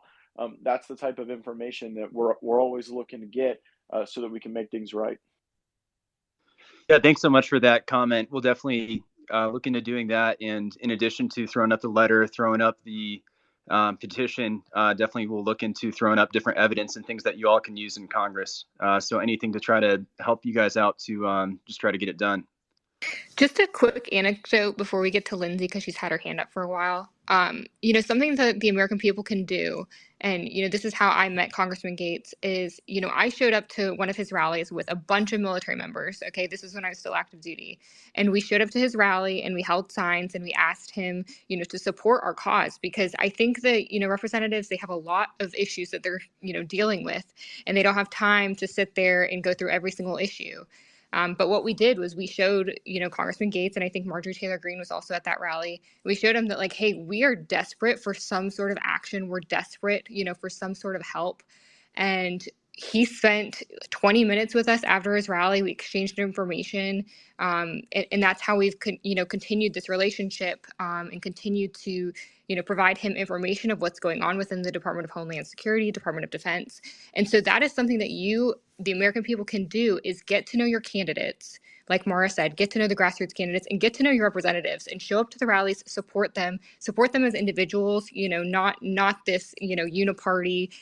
So donate to the individuals, show up, get to know them face to face. That is something that doesn't take a lot of time. All it takes is for you to, get involved in your local community and show up. I want to chime in real quick and just to talk about Congressman Gaetz. And we do appreciate, I was at that rally with you, Jordan. But I know Ted has been reaching out to Gaetz's office for the past few months to no avail. So Congressman Gaetz, if you could get your people to get back to my husband, I'd appreciate that. The SteamMed whistleblower information is huge, and he is being punished at work. So we need to see some movement on that. Yeah, I would. Any information we'd love to have. Thank you. Okay, Lindsay has had her hand up for a while, so let's have Lindsay. You can chime in. I think you have the microphone, Lindsay. Hey, thanks, Jordan and John. Nice to meet you. Brad, thank you for hosting this. Those who don't know me, my name's Lindsay House. I'm a registered nurse. I was severely injured by the mandated vaccine at work in order to keep my employment. I am confirmed, documented, and diagnosed through medical records by 3 providers. We are under attack as a vaccine-injured community. Just today, actually, Community Notes noted my injury. My 2-year shot anniversary was December 29th, this couple of days ago. And I had made a post about my injury and just kind of let my story be known and posted some of my pictures like I always do. And we've had problems with Community Notes, noting all the people who have opposing views against vaccines or who are trying to bring familiarity with the crimes that are being caused. They are attacking their post. Every single community note that they do post has reference to an individual named the Raven, and we have identified who he is by his alternate account. He actually blocks all of us who are on the vaccine injured or on our side, in quotes, and this is how they've been attacking us. We also have been having our own spaces in our own community because we have been abandoned by the government the past 3 years. They have not researched us. So therefore, we have taken matters into our own hands and have been doing our own research within our community. We have come across lots of alarming new trends from our scans and follow-ups in labs, and we voice what we've been finding in our spaces. And I just ask and thank you guys for fighting for us, those of you who do put up a fight and do defend us, because as a disabled person who was fully able-bodied before this bioweapon became available to the public and was deployed upon us, I had a wonderful life, and I was an athlete. I played college sports. I played 3 sports in high school. I was in perfect health, and now my life has been turned upside down. We've also had lots of suicides within our community, not only from the censorship, because you guys see how censored we are. We get kicked off of Facebook, TikTok, Instagram. Twitter is our only platform that we've had to speak freely. And I just hope that you guys can help us, let us band together, vaxxed and unvaxxed, because we truly need you guys. And we would like to survive the rest of our years and figure out how to fix this so our children have a future. Because if we don't fix this now, guys, there will be no future. They're going to be sterile. They're going to be demented at 8 years old. So I will be going into the lab this month, actually. I keep thinking it's December. To test for DNA integration. And this is another reason why they're after me, because they know I'm also not only a triple threat whistleblower, because I saw the remdesivir and protocol deaths. I saw the hospital lockdowns and what they enacted on the nurses and staff. And I also am a whistleblower for the vaccine injured. So the attacks are real. The doxing is real. Please protect us. And thank you for all you are doing for our community. I appreciate every single one of you, honestly. Lindsay, thanks so much for that. Jaron, over to you. I know you've been waiting for a while. Hey, Brad, thank you. Thank you for the space, and God bless you all. I'll just be so a former Army officer. I got out in 2015 before all the craziness happened. I hated the forever wars. So I was in Afghanistan. I realized we weren't doing anything to win, and people were just there to make money. So that was when I kind of realized it's not for me. So I've been out since then. I have been, and I got out as a fighting, arrogant, know-it-all person, and I want to give you the benefit of my failures. In this government, the paradigm shift that needs to happen for veterans is that you are no longer the servant. The thing that made you awesome in the military was that you formed as a team to serve. Now that you are out, you are in charge, and your government serves you. When our founders declared independence, they took the crown off King George's head, they shattered it, and they gave everybody a shard. The more people that come together in spaces like this and communities around the nation, this is where your political power is. Now, let me help explain that. Politicians are scared to death of veterans who speak truth. And I'm not just talking tropes. I'm talking whenever you stand on your state constitutions and you read the bills of rights in your state constitutions. What was done to every single one of you, the vaccine injuries, the unlawful prejudice, everything, that was a violation of your liberty. And just because you swore an oath to the Constitution does not mean and does not grant anybody in the government the ability or the power to compel you to vaccinate for anything. And I'll just speak straight. There is nothing in the law that can deprive you a timeline for going after these people. There is no such thing as congressional immunity for corporations. Corporations are fictitious entities that can only permit and do business so long as they don't violate your rights. So whenever people are violating your private rights, there is no such thing in the law that the government can stop. And my encouragement, I'm a Christian. When Jesus was tempted in the wilderness, he responded, "It is written." One of the most powerful things you can do as one of the people is demand publicly to their face in writing, is what I would do by notice and affidavit. Demand where they get the constitutional power and authority to do what it is that they're doing. Nobody in government, no entity, no military, no nothing, can compel you to do a vaccine. And if you go to your state constitutions, this is where the law has been hidden from us. And for those people who want to know, Luke 11:52, Jesus says, "Woe unto you lawyers, for you have hidden the key of knowledge." Most of the knowledge that we have has been twisted and manipulated with words. When you were in the military, you took authority by the order that was coming from above. Now that you are out of the military, you are the authority, we the people. That means something. In Hey, our Jaron. government, Hey, Jaron. This is Matt Gates. I want to interrupt you there because, by that theory, you would think that the veterans who get into the Congress would be the biggest champions for a lot of the specific proposals that John and Brianna and many others are fighting for. But oftentimes it's like people like me and Ted Cruz who are fighting at the front of that, and often we get so much resistance and pushback and outright opposition from the veterans serving alongside us. Like, why do you think that is? yeah, no, I think that's a great point. That's why I said at the very beginning to change the paradigm. The benefit of the veteran is that we'll serve, we'll give our life, we'll fight like hell. The vulnerability of the veteran is the obedience to authority. And so when you get, and I haven't been elected, you know better than me, but the party bosses tell you what's up. I mean, you were prolific in calling out McCarthy and saying that he was a snake. God bless you for that. But the party bosses and the uniparty that corral these guys, they dangle them like ornaments, right? They use the fact that they don't have legs, or the fact that they went around in Afghanistan and they got blown up. They use these guys' military career as the shield for their lawlessness. What I'm advocating is a strict obedience to the trust indenture, a very strict obedience to the contract, which is the Constitution. And I'll say this last thing. The Bible says that we must rule our servants in strict subjection. People in government are your servants. You are their boss. And I'll just say one last thing. You are no longer the servant to your nation. You can serve your nation by governing the government. And the way that you do that is by asserting your rights, and you do not let anybody in government tell you anything without demanding where they got that from the Constitution. If we can do that, I want to be on board.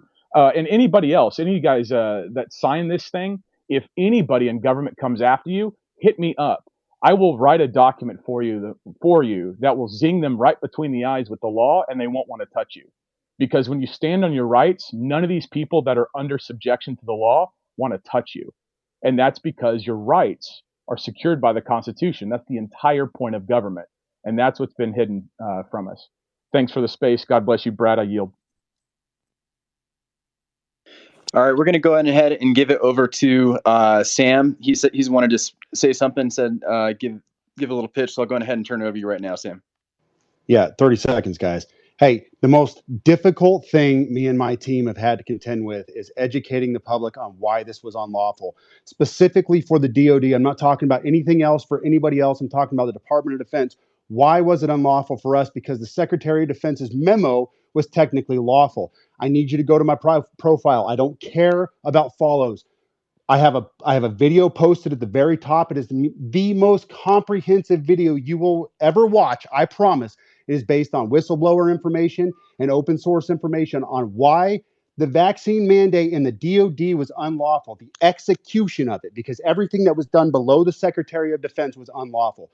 Go watch the video, educate yourself, because that is the most difficult thing we try to teach the public on. I'm out. Thanks, Sam. We actually hung it up in the Nest so you guys can access it there. Kyle, you've had your hand up. Go ahead, Kyle.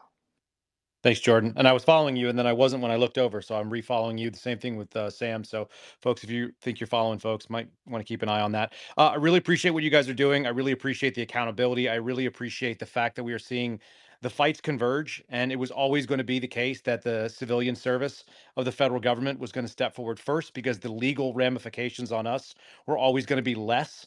That was obvious to me. Losing your job is much different than losing your freedom and facing UCMJ. So there's just a big difference there, and I totally understand it. And I knew why things were going slower in the military end of things, and why you folks had to take the steps that you did. So I'm really excited about the way that things are progressing. And I just want to thank Cam and Doc Chambers and some of the others that have come up and said some of the really brave things. The most important thing that I keep seeing is the concept that people have internalized the idea of censorship, the self-censorship, and everybody's going to assume a certain amount of risk. You assume a lot more if you're going to go forward with yourself while you're still under active duty orders. But for those who are veterans and still understand the nature of what it is, and people who are in active reserves and so on, everybody can only fight with what they've got. They can only take the fight to the level that they are willing to. Not everybody is called to do the same thing and be as public or vocal. So for those of you that did sign up, I'm really appreciative that you guys have put your name to it. That means a lot when you decide to put your name and your honor on the line and you expose yourself to all the scrutinies that come along with it, which some people will never appreciate. But I want to just encourage people that are involved, not as veterans and that are not in the military, that are just thinking, hey, I also will not self-censor. I will not internalize censorship. I will not internalize what is being asked of me by some real evil. And that's what we're facing. The one thing I see that is unanimous among the groups of people that have stepped forward is that they're overwhelmingly Christian.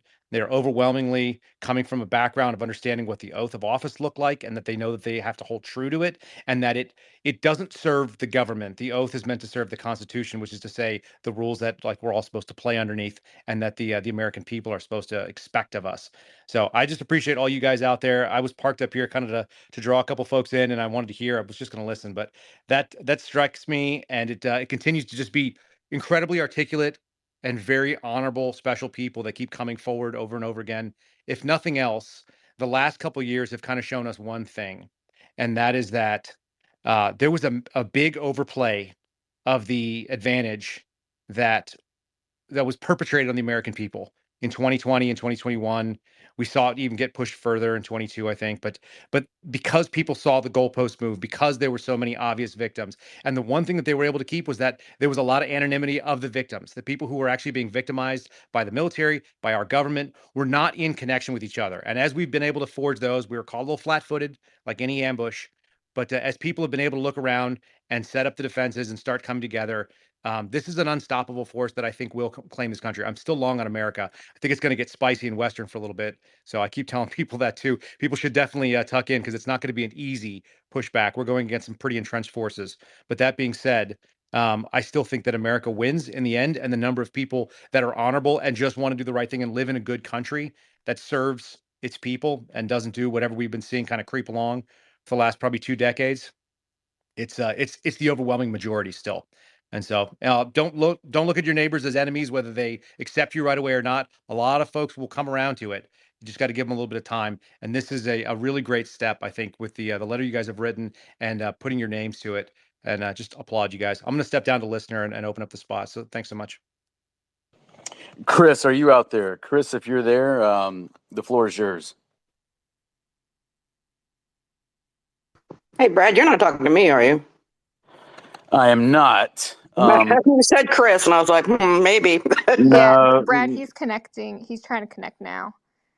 One thing I just wanted to reiterate while, we have some people before Chris speaks is, some people were asking about accountability in the DoD, and our letter specifically calls for recalling retired generals from retirement to active duty to convene a court-martial. And that's something that I think the American people don't fully understand, and a lot of military members don't fully understand. The President of the United States has court-martial convening authority.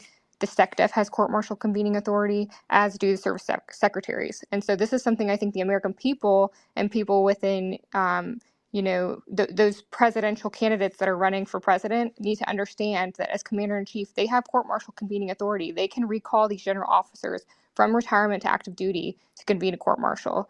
And that's part of, our motivation to continue with this and to seek accountability. That's part of the reason why so many veterans are running for office, because we're not stopping just because, we took off the uniform. And so that's one way that, we're pursuing accountability is trying to educate the American people and trying to educate, candidates running for office and those who took an oath to the Constitution to understand what that oath actually means.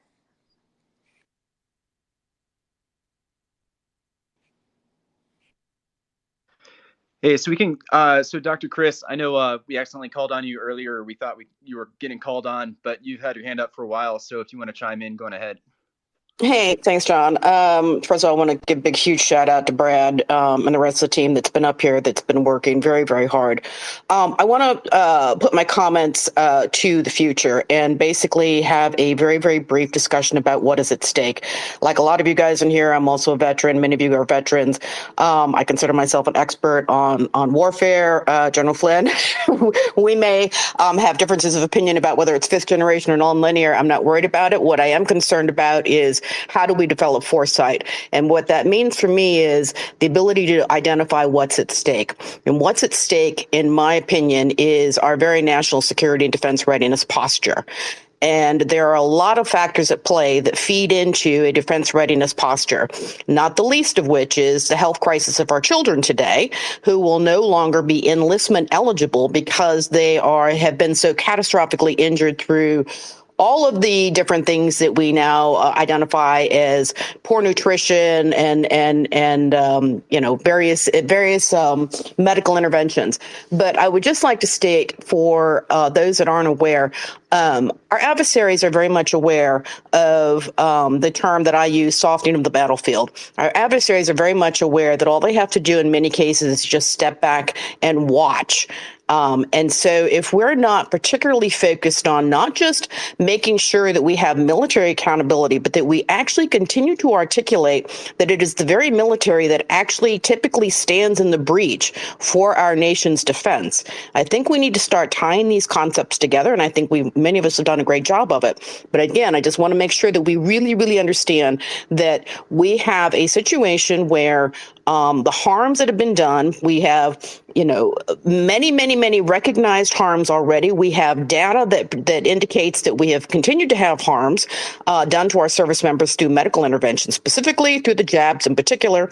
But I want to also stress that because of those harms and because our senior leadership had the audacity to actually implement an untested product on our armed forces, I think this is something that we absolutely need to continue to stress and say, not only are we looking for military accountability, but to the American public, where we have the opportunity, regardless of our walk in life, regardless of our political affiliation, our religious affiliation, whatever, where we find an opportunity to find our voice, we need to continue to stress that we are concerned about our future. Our future defense readiness, in my opinion, is what is at stake.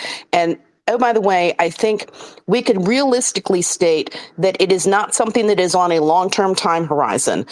This is something that I'm concerned about. Particularly, I think we're probably looking at maybe just short of 10 years, just less than 10 years. And why do I say that? I say that because, again, the injuries, the medical crisis, the health crisis of our children, specifically when you look at things like the autism epidemic, when you look at all these other things, who is going to be enlistment eligible if everybody is sick?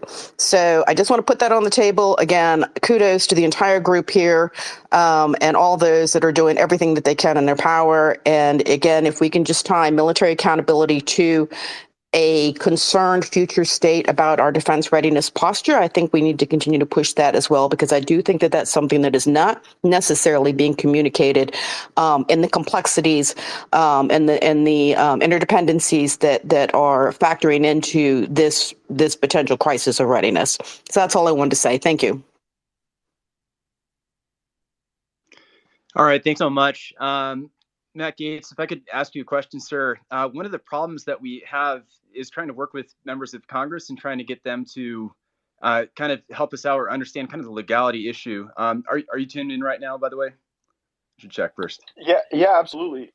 So I was sort of going to ask you, John, to describe, like, bring everybody in the room. Like you and Brianna and others have gone like door to door in Congress to talk to people. And I think for the thousands of listeners you have right now, kind of explaining how you bring the depth that we've developed in this conversation into the policymaking realm, and then the hearings and the votes.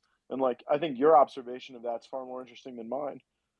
Yeah, absolutely. I'll try to bring up what we've all been attempting is that for us, it's pretty obvious that this issue it's not helpful for readiness. We kicked out 8,000 plus people. We have a number of vaccine injured service members at this time.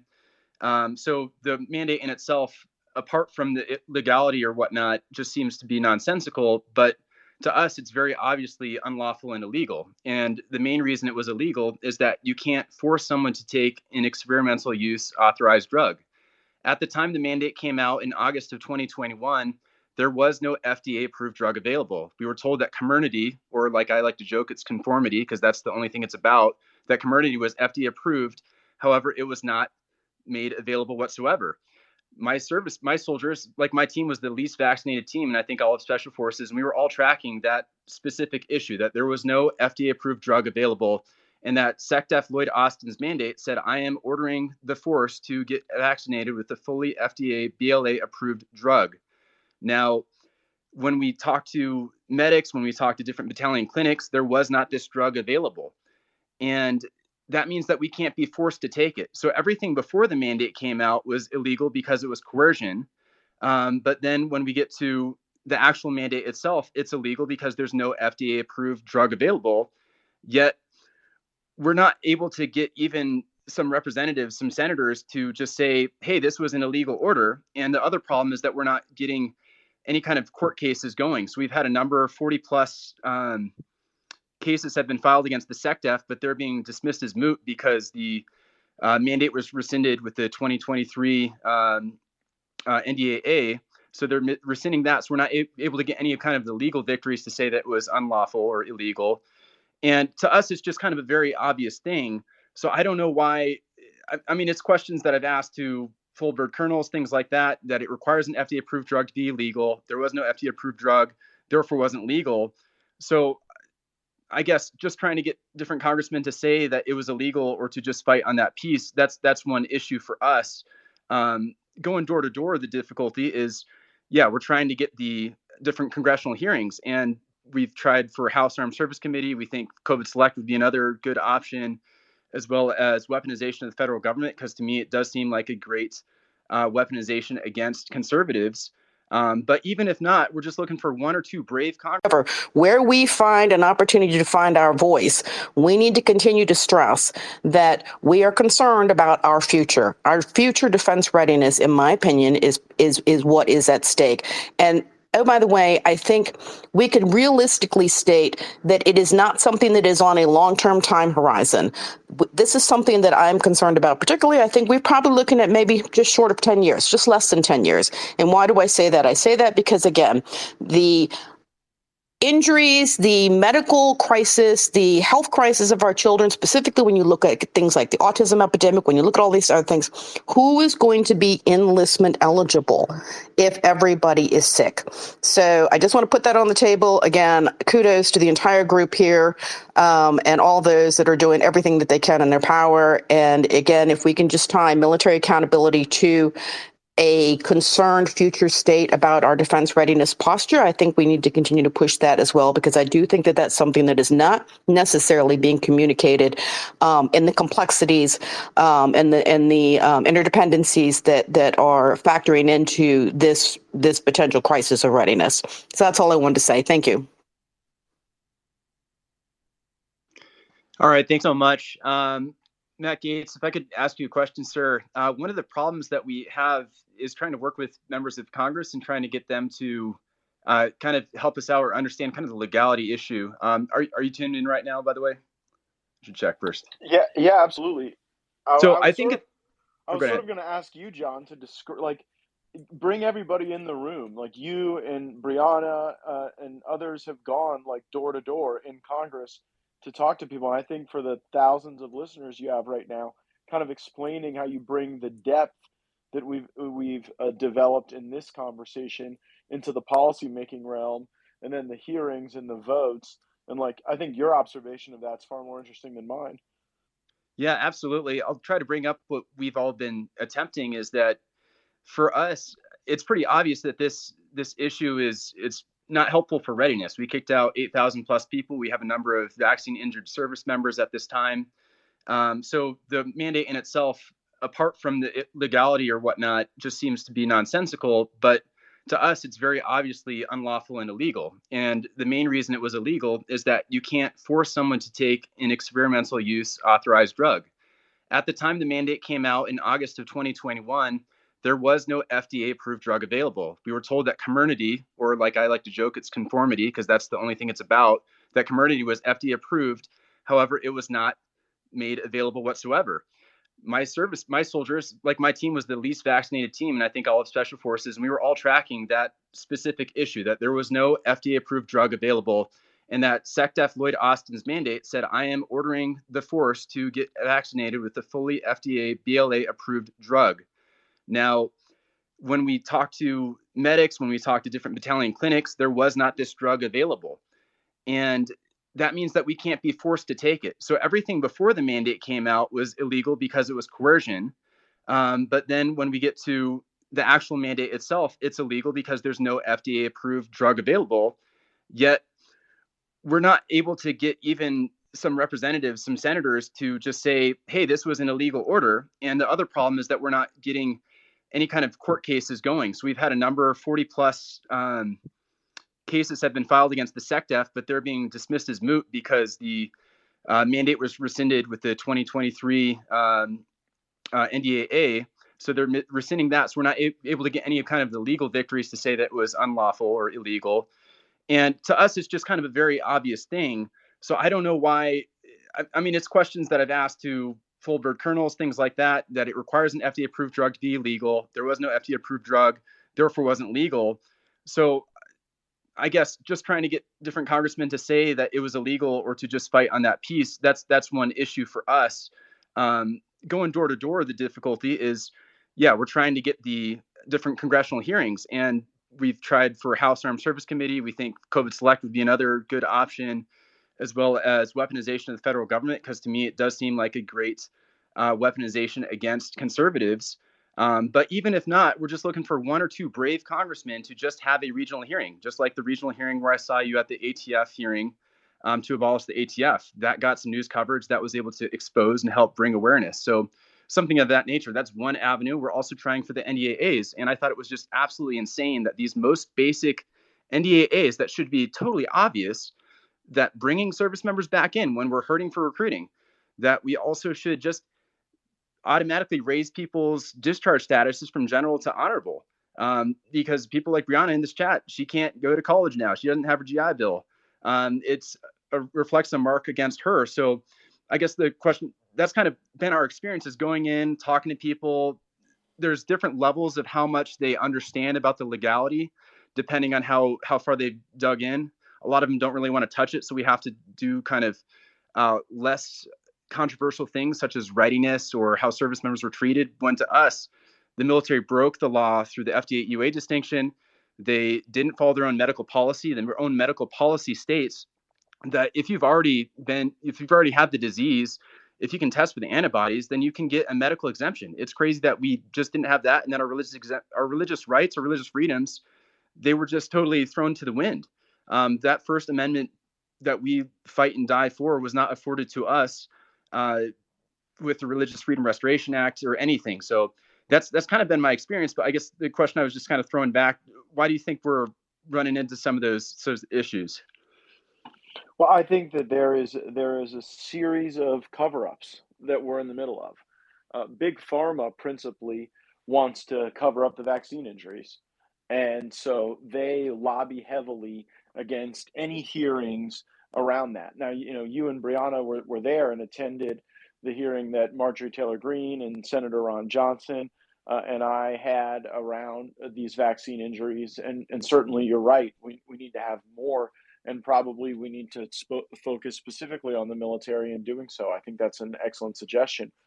But you are sort of off the list to get money from Big Pharma if you start speaking up and talking about this profile of issues. And that alone is a sufficient deterrent, not for some people in Congress, but in fact for most of Congress.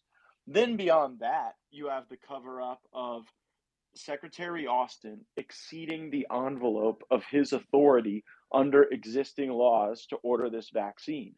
And so to cover that up, you've got a whole lot of, kind of the broad, DOD, legislative affairs, committee staff or apparatus, there to not expose that illegal action because that is uncomfortable for that kind of intellectual and legislative infrastructure to deal with. And there are, of course, good people within those systems, but the systems broadly exist to protect the stakeholders of those systems.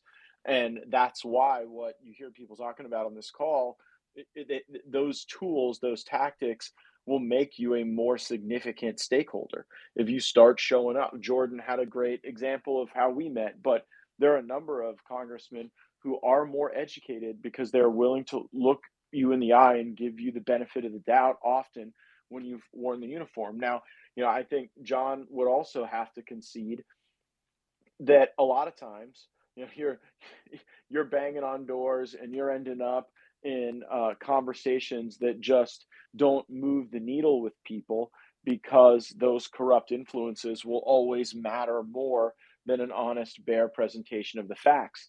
And that's when you have to go to the next vector of the assault is you have to back better candidates. And at times we need better people in some of these congressional seats with tons of veterans in those districts, tons who are just disgraced by what they see in a lot of the senior leadership right now in DOD. And so I think that's the approach you got to have.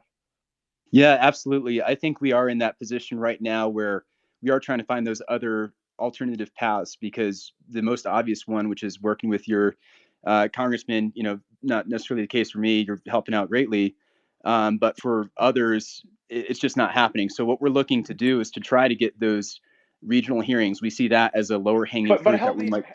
Yeah, no, I think that's a great idea. But John, help answer the question that I asked Jaron, and I think you and I have probably talked about this offline before, but you would think that the people who have recently served in the military would be the most strident advocates for the things you are seeking. And certainly there are some who are, like Rami Jackson out of Texas is one of the terrific, outstanding leaders in all of this on our side. But what is it that is causing so many of your fellow veterans, right, to not see things the same way? Matt, this and John, this is General Flynn. I'm going to jump in because Matt mentioned this earlier, and it's a great question. And so I forget which of the speakers earlier said follow the money. Okay, so because this is those. It's a big question. Those serving members of Congress, the House or the Senate, Lindsey Graham is one. And let's not kid ourselves here. And there's a whole bunch of others that are veterans that say nothing. And none of them, as far as I can tell from what I can see, none of them are on this call tonight. And this is a big deal. This is not a small thing that this letter represents. And I give a lot of the people that signed this thing is good for you, but I guarantee there's 100 times that many people that feel the same way as I do sitting here tonight listening. And so follow the money is number one. You go, and Matt, you know this, and I think Marjorie Taylor Greene was on earlier if she's not still on, but you go into Congress, you go into the Capitol, and somebody whispers in your ear, hey, if you just vote this way, or if you do this, we're going to take really good care of you. And that's where our problems begin. Okay, number one. Number two, we do have to back some of these new people that are running, these veterans. I forget the number. We're somewhere between 18 to 21 million veterans in this country that can vote. And so we got to get behind these people, whether you live in, whoever it was that said it was smart, whether you live in Massachusetts or, you find somebody in Florida, you find somebody in Nebraska that's running in a congressional district or a Senate seat, that is a veteran, get behind them. Go find that person if you can't find them in your own home district, and then we got to hold those people to task. I mean, there's veterans in Congress now that are they're worthless. They're worthless, and I just mentioned one 5 seconds ago. So I mean, totally worthless.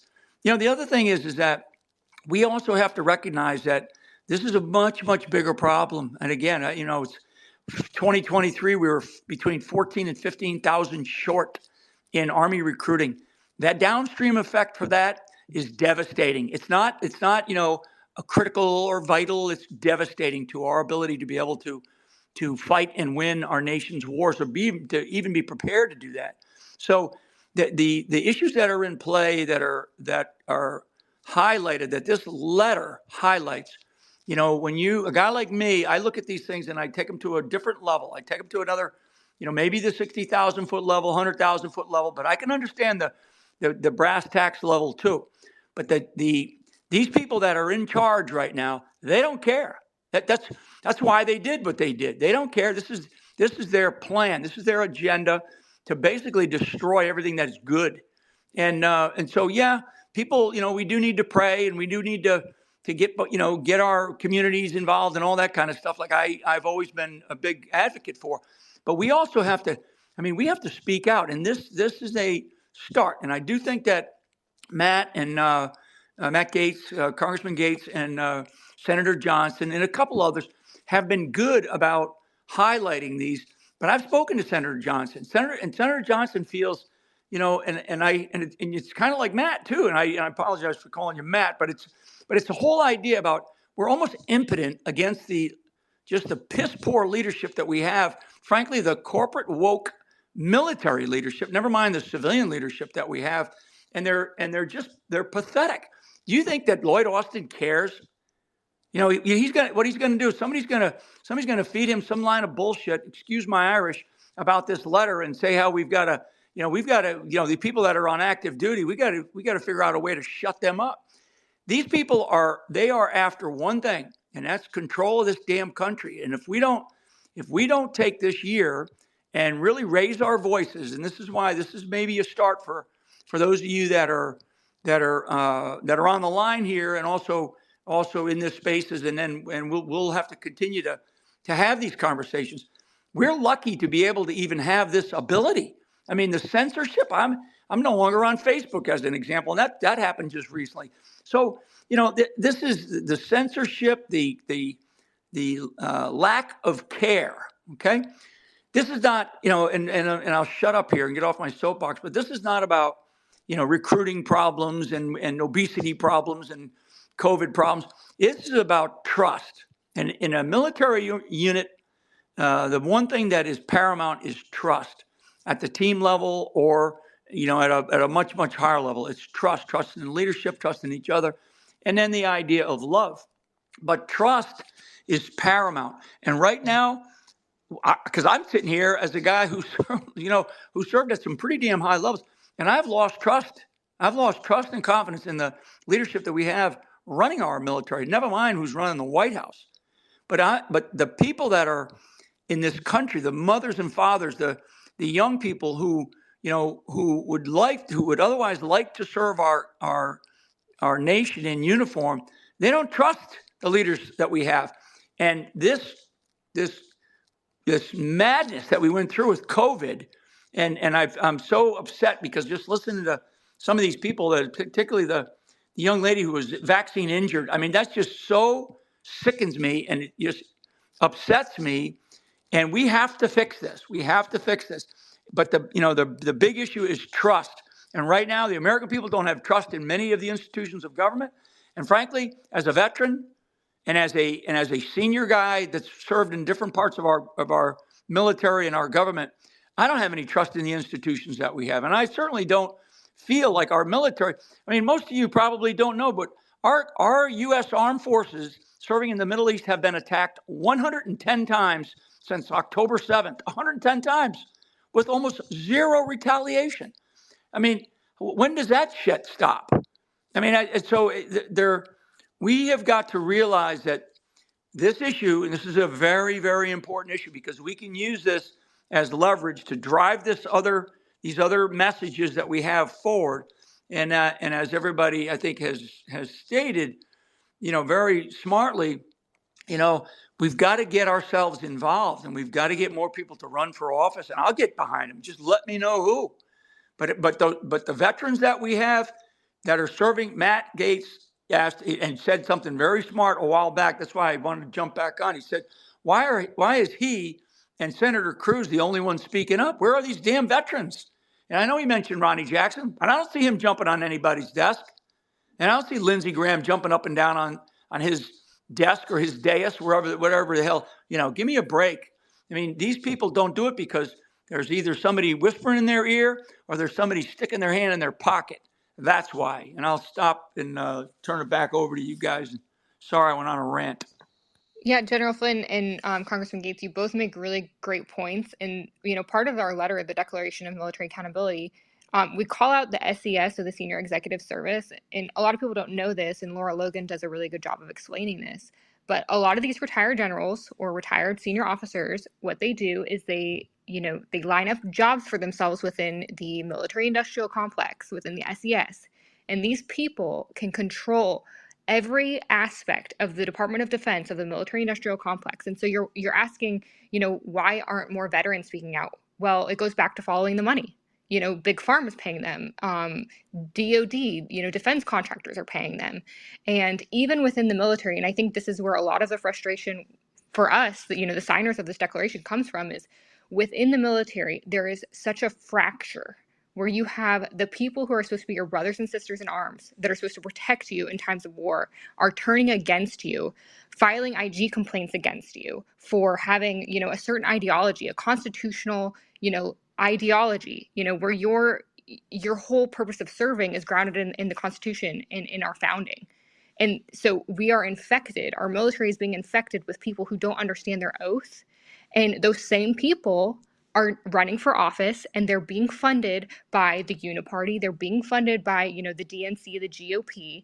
And as Mara explained earlier, the grassroots veterans who are running, they don't have this, this donor class that's funding them. And so, to answer your question, Congressman Gaetz, it's multifaceted, but the same people who, the same veterans who are in office and not speaking up, they're the same ones who are in the military and not speaking up. They're the same ones who, were passing down unlawful orders. And that's part of the reason why we're standing up and we're saying enough is enough. I mean, the vaccine injured, there are so many vaccine injured members, and a lot of them are in this chat right now. And a lot of them didn't know, or, they were part of the same officer class passing down these orders who didn't know. And we're fighting for them too. We're not discriminating against, oh, you passed down these unlawful orders, and so now we're just going to forget about you. No, we understand that the moral injury is impacting even those who were participants in passing down these unlawful orders, who didn't understand their oath. And I get comments from enlisted members all the time that say, oh, well, our job is to just follow orders. Because even the enlisted members, and a lot of officers too, don't understand that their oath is to follow lawful orders, not any order, and their oath is to the Constitution. And they have an obligation to not obey unlawful orders. So I'll get off my soapbox and hand it back to Brad, who's the host, and we can call on some other people who have had their hands up for a while. Yeah, Jordan, if I could Okay, say one thing real quick, Brad, one moment, just so that we're aware, it's not only conservatives that are getting in this fight too. If you think the political left is not doing the same thing, you're mistaken. For example, in my race in Virginia, a gentleman who was a military officer who was prosecuting individuals who did not adhere to the vaccine mandates, they're propping him up as a Democratic candidate for Congress. So if you think that it's only if you think it's only constitutional conservatives that are running, you're mistaken. So we need to inculcate government in every aspect to bring back a better form of governance. Okay, and John, I think you had something you wanted to add real quick, and then we'll keep moving on to the other speakers. Yeah, Rep Gaetz, just want to answer your question. It's very similar to what Jordan said. I think that with the officer corps, with the way that evaluations go, ducks pick ducks, yes men pick yes men, and it's very much kind of like politics, where it's a system where you do the things to get ahead, not necessarily because they're the right things, but they're the things that get you ahead. And I think that with the officer corps, especially, that has gone to college, that's getting more indoctrinated, The more special operations of a unit you go to, kind of the better things are. But it's usually better on the NCO side of it. So I think it's just kind of yes men continuing to be yes men. Guys looking at, oh, should I follow this order or not? And thinking about how it would affect their career. After I was counseled the first time, this major said, John, I didn't want to get it either. But the way I saw it is that if I didn't get it, I would have been rated 40 out of 40 officers by my senior rater. And that's unfortunately the kind of attitude that we have going on. So I'm going to pass it off to Jeanette. I've talked enough already on this thing. So go ahead, Jeanette. Hi, sorry my voice is a little low. I'm sick. But hello. For those who don't know me, my name is Jeanette. I am a combat veteran, our Army. I was part of a female engagement team. I was one of the first females selected to go to Ranger School, and I was also a federal police officer when I got out of the military. And I was raising my hand because this is such a great space. So many people have said amazing things, and I was a DOD officer, police officer during 2020. And when they came out with the mandates as a civilian, when my chief told me, I started laughing. I was like, I'm not going to get the shot. And he's like, yeah, you are. And I was like, no, I'm not. And things happened throughout those 2 months. And I said, you know what? I'm going to quit. And I left my job because I wasn't going to do that. And it's unfortunate that, like, my peers, some of them got fired. The airmen that I worked with, some of them, they took it just because they were following orders. And what Jordan just said right now is exactly what my chief said. He goes, well, we have to do it. Like, it came down. Like, you don't have a choice. And I was like, well, that's bullshit. Like, why would I put something in my body that, we don't even know what it's going to do to us. And for you guys to do what you just did with this letter, it's just like this morning I cried reading it because people are not standing up for those who lost so much. And I see the effects of it as, like, with my friends that are still in the military. My one of my best friends just took command of her unit, and she's having to deal with all of these people that are injured, or like she doesn't know how to stand up for them because she's afraid of what will happen to her. And I try to give her guidance. I send her like as much stuff as I can. And I tell her, you know what, just get out. Like, what are you still doing in there? It's so sad that, like, that's what the advice I have for her, because there's not much that we could do, unfortunately. But what you guys are doing is amazing. And whatever you guys need for us to do, specifically me, Jordan, I'll email you and I will do whatever I can to get in this fight with you guys.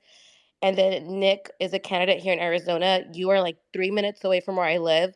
So I recommend, if you are a candidate, have your website available on your Twitter, wherever you want us to donate money, however you want us to help you, put it somewhere on your social media, because you have nothing on there at the moment, Nick. I can't even message you. But what Mara said about helping candidates, I ran for state legislator here in Arizona this last year, and it is so true. People do not help the grassroots. People talk a lot of shit about helping the grassroots, and they don't. They don't even give $2, $3, $5. If you can't do that, the social media thing, how Mara was saying, is so important, because that's the only way we could get our names out there if we are running. I'm not running this time because I think I'm a better advocate for candidates. So if if you need somebody to help you, I'm definitely here to help you. I don't charge people. I just really am in the fight. I help Carrie Lake and her investigation team. We're fighting against Ruben Gallego, who's a shitty veteran who doesn't speak up for us. And, Matt Gaetz and General Flynn just said this. I mean, Congressman Gaetz, the veterans that we do have in office, not all of them are good. Just because we're veterans don't mean we're all great. But there are amazing veterans who are fighting for us, and they're all here on the stage. So thank you so much for letting me You got speak. a good one in Eli Crane, Oh, Arizona. yes, Arizona did your part. You sent like Eli Crane is the Clint Eastwood of Congress. Yes, Eli Crane's amazing. I do support Eli. But thank you so much for letting me speak. And I really hope to see this go really far, you guys. Okay, we're going to bring on Dr. Jane next. But before you do, since you kind of set us up so well of what can people do, you can follow the folks that are here that are speaking right now. You can look at the people who are listed and support those candidates who sign their names to this letter, making that kind of statement, affirming that they're going to do something. And you can help us to continue to pass accountability. And we're going to have the website militaryaccountability.com. That's going to be up probably tomorrow, but within the next week. And that's going to allow us to have petitions. We might put on information that Congress can use to kind of push this issue forward. So with that, I'll pass it over to Dr. Jane Ruby, who was one of my first interviews. So it's great to see you on here. Thank you, Brad. And I'm really, good evening, everyone. I'm really excited about the letter because I think it's an important first step by we the people. For those who don't know me, I'm a 20-year pharma veteran. I'm a medical professional, and I called this thing in March of 2020 for what it was. I just want to make a couple of comments that I think might be helpful. I'm known for being a straight shooter and for shocking people into reality. When I got into this fight in 2020, I said I'm doing it for the military and the babies. Now that may sound like two very strange, different groups together, but there was a reason for it. Babies, of course, are our future, and I knew they'd be poisoned forever. Our military is our national security and what helps us secure this incredible nation. And I knew this poison was going to damage the readiness of our country. And I knew that I knew your plight, Brad and John, and many more like you before you knew it, before you even knew anything was coming at you. And same thing for our commercial pilots. I thought, no, you're going to bring down airliners. Pilots are going to get incapacitated. They're going to have heart attacks and strokes in midair.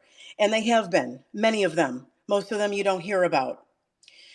I want to say one thing, and I know I'm going to offend the congressional people in here, Congressman Gates, and anybody else who's an elected official, but I'm going to tell you the way it is.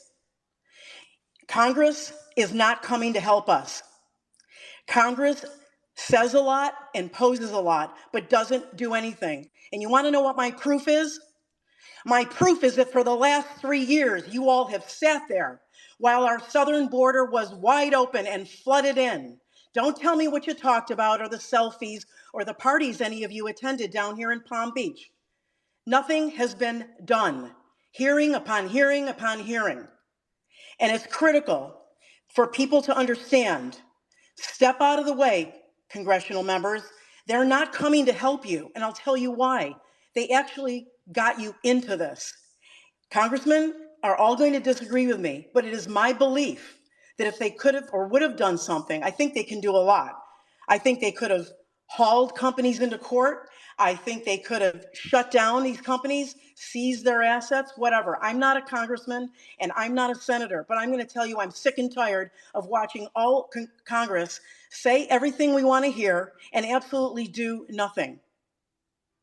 Now, I worked for 7 or 8 days and nights in a row in September of 2021 with Todd Callender, other attorneys like Dale Sarin and David Wilson, who's a former JAG, and that's how I got into this thing with the military.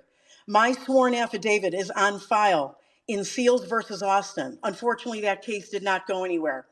Robert v. Austin is on its way to the Supreme Court, and my affidavit is there, and it educates the court to the fact that regardless of what the legalities were and who was approved and who wasn't and what EUA, I laid out in detail why every EUA, every subsequent approval, everything about these shots was based on the FDA violating their own regs. And I'll tell you why they did it. We basically don't have a government. We have foreign and domestic enemies running our government. They actually have offices in the West Wing and the EEOB. And it's critical for people to understand, we cannot keep begging people in Congress for crumbs. It's way too late. What you did, all of you did, Brad, this group in this letter, this is huge. It's a major step. And I think it's going to inspire the American people because they're sick and tired of listening to Congress people and politicians talk and do nothing. We're done. We're done. And I won't remake the point that I believe Jordan confirmed and the other vet. It was actually affirming General Flynn's point. You know, these vets get into office, they're not doing anything, they're silent. That proves my point. Congress is not coming. Stop sucking up to these people. They all have hearings. I mean, Marjorie Taylor Greene actually had a hearing on COVID injuries while at the same time holding stock in Gilead that makes remdesivir and CRISPR Technologies AG, which develops CRISPR-Cas9 technology. Do you know what that does? That's the technology that allows this poison to get into your cells and your nuclei, clip out your natural God-given DNA, and replace it with an in silico lab-created piece. So while she's having a hearing to look at COVID injuries, she's holding stock in 2 companies that are killing Americans every day. Every day. That's what I want the American people to know.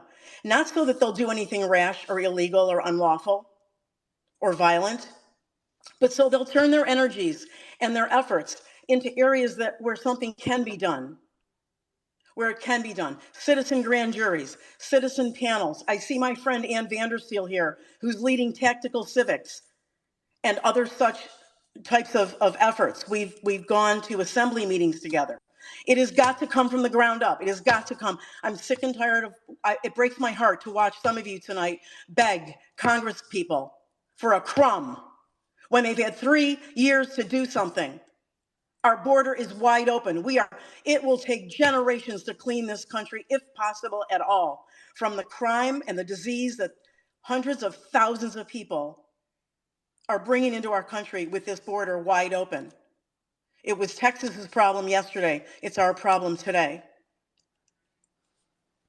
Dr. Jane, thank you so much for sharing that. I think everyone in this space, including the representatives, share your frustration. And I do, you brought up a good point about Robert v. Austin. So for those of you not aware, it is waiting for the Supreme Court decision. I think they have until January 4th to make their They're on the decision. docket. We're on the docket for it. And I'm proud to be part of it. And I don't want to hear that a congressman is sharing my frustration. I'm not a U.S. senator. I'm not a U.S. congressman. But you can damn be sure if I was, I would do more than just talk about it. With all due respect, Congressman, I haven't heard you really answer one question tonight. But I have heard you sort of make people feel better about the issue. Well, I don't know if people feel better or worse. I'm here because my constituents asked me to be here, but ask your question. I'll answer any question you have. I don't recall getting any questions, but if you have one, I'll answer it. Okay, I heard some questions from John. And I do just want to point out, I've had conversations with Congressman Gates before. He knows that I'm not 100% with him on every single issue, but I have to commend him for being in this space, because I think the frustration is that there are a lot of representatives who are not willing to join their constituents in hearing our frustrations and hearing why we're pissed off at them. And that's part of why we, the people, Mara talked about this earlier. It's not, our representatives aren't doing enough. We aren't doing enough. It's a collective issue. Jordan, with all due respect, I don't know you, but I don't need you to mitigate what I just laid out. People can take it or leave it. They can take it for what it is. They can hate me. Well, here's where I'll offer some pushback. I think that accepting the doctrine that no change can come through Congress, and to being as black-pilled as your argument would suggest, allows people to be less accountable, right? The whole purpose of this exercise, the organizing principle, is to enhance accountability. And if you just say, well, Congress is an entirely broken institution, and again, I not only share in that frustration, I offer that critique more frequently, and I would suggest more effectively than anyone else in the Congress, other than maybe Rand Paul. But if we are to abandon that battle space and just say, oh no, you know what, go ahead and sell out to Big Pharma, go ahead and sell out to the military industrial complex, and we won't even be watching and paying attention, then I believe that all of the other work you will do will be greatly diminished by the harm that Congress will continue to do. So you can be critical of the institution. I am. You can be critical of me. I'm here to accept those critiques and respond to them.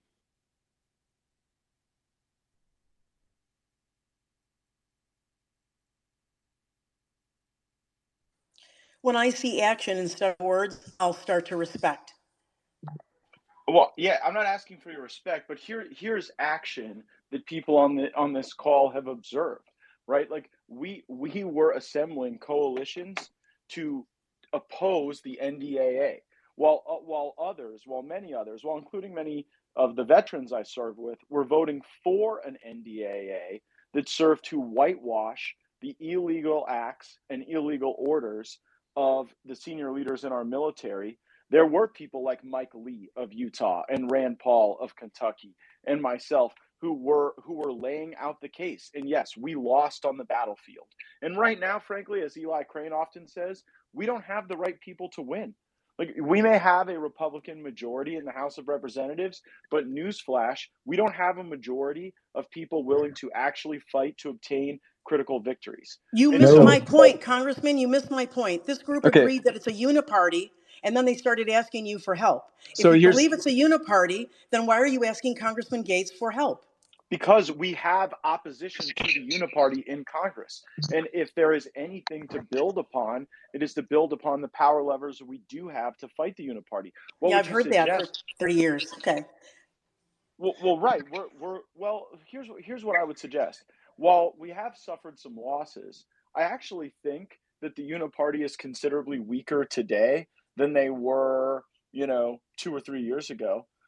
Because and you see that, by the way, in a lot of the polling data and the issue sets that are rising to the top, many of which you correctly highlighted. Right now, are they still in control? Yeah, the establishment is established for a reason. They're good at it.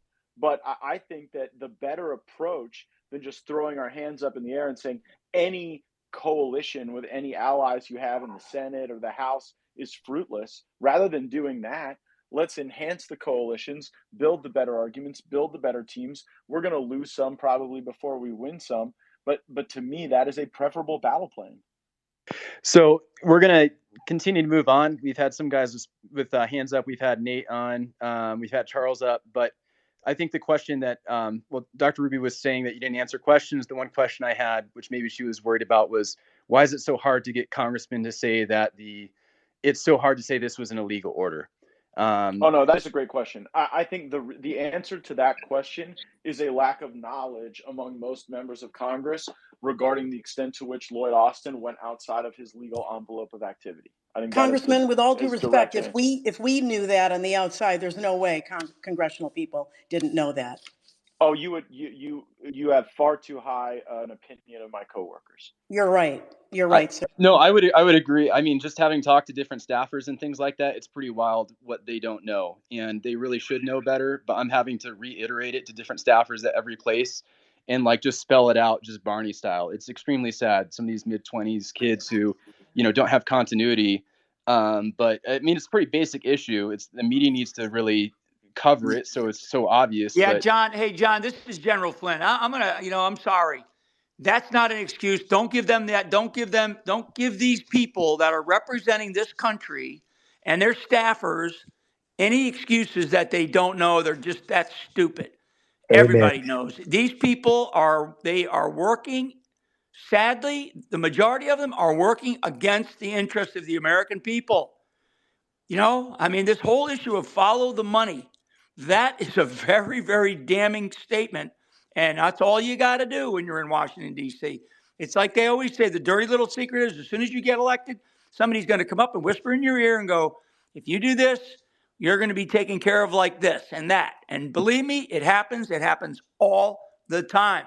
Do not give It's these not people. Even a whisper. It's not even a whisper. It's not a whisper. Matt, it's you know this. explicit. It's explicit. People will walk up to you and ask you to sign a letter like backing Big Pharma or taking a position opposite to what folks said they would do for their constituents. And then they will look you dead in the eye and say, and we'll see you at the fundraiser tonight. And I don't take their money, so it doesn't happen to me, but I've observed it daily in Congress. Yeah, and I know our frustration, in my court case, which was dismissed, it's one of the ones that John talked about was being dismissed as moot. In my court case, the DOJ and the DOD admitted that they were mandating EUA vaccines. And so, we know this. And when we saw the NDA that just came out, we were pissed. All the veterans were pissed because the language still says that it talks about it as if it was a lawful order. It's not lawful to mandate EUA vaccines in the military. And so, I do understand, we're pissed off, which is why, we signed this Declaration of Military Accountability, and it's taking this power. We need to stop appealing to representatives and, thinking that somebody's going to save us. We have to get involved. So I do understand your frustration, Dr. Jane. I'm frustrated too, but I'm also frustrated at the American people, at the inaction. And you look at, Doc Pete Chambers, he's on the border. He's somebody who's saying, I'm pissed off that there's an invasion at our southern border, and he's doing something about it. He's there almost every single day protecting, Texas residents. And that's what needs to happen. We need the average American, we the people, to step up. So Jordan mentioned it's illegal to mandate EUAs for the military, but I'd say it's illegal, period, to mandate EUAs. When I come into these spaces, I like to talk about Project BioShield Act of 2004, the Bush era, anthrax, terrorism, all that fun stuff, right? Because that's really where things start. The first EUA, anthrax vaccine was the first EUA. What are the parallels between anthrax and COVID? Well, anthrax was the first DoD-wide mandated vaccine, and that when it was strictly military, it was quick for, you had Judge Emmett Sullivan declare that the anthrax program was an illegal program. It took like 3 years to get there, but anthrax was illegal because, the DoD was mandating it for a use that it wasn't licensed. And then you had COVID, which, now gets upscaled to the mass population, and similar things, right? So FDA was trying to get away with this interchangeability discussion. Well, there's the same formulation, it's interchangeable, but that conversation only worked one way, right? It was like, hey, the unlicensed product is the same formula, so treat it as licensed. Well, then why not just license it? Why go through this rigmarole and create this bait and switch scheme? And then you had, the reason I bring up the FDA interchangeability scheme is because you had Dr. Peter Marks, who was the CBER director at the time, or still is, I think, in 2000, so early on, right, in 2021, in Jordan, in your lawsuit, actually, in Coker v. Austin, Peter Marks submits a declaration that says, hey, we're not using interchangeability by its statutory legal definition. We're just using that term medically. And when we were talking to officers who are supposed to follow lawful orders, they're like, well, what does this legally distinct mean? Why are you saying it's not? They're two legally different products, but they have the same formula. Like, I don't care about the medical formula as a military officer. I care that this is a lawful order. And so, going back to this conversation, the medical apparatus that gets built in 2006 transforms into the FEMC, which stands for the Public Health Emergency Medical Counter Enterprise. That the FEMC just got codified in law in 2019, and you know who's a part of that team, the FEMC? You got NIH, you got DoD, you got VA, you got CDC, of course. Sorry if I already said the FDA, but you also have like intelligence communities involved in the FEMC, and so this is the glue between all these three-letter agencies that puts them all together is the FEMC. So when you see, Brad, can you hear me? I have to add one more thing. While you had you guys running around fighting the EUA and what's approved and what's not, and Caminati and all these packages, Can you hear me? nobody was looking up higher on the food chain. And the food chain is the DoD. The food chain it was illegal because it was a bioweapon. And if you don't believe me, read the work of Catherine Watt. She's a legal analyst who's put it all together and interpreted everything in the PrEP Act. This was illegal because the military was being forced to take a bioweapon against the United States citizens and the military.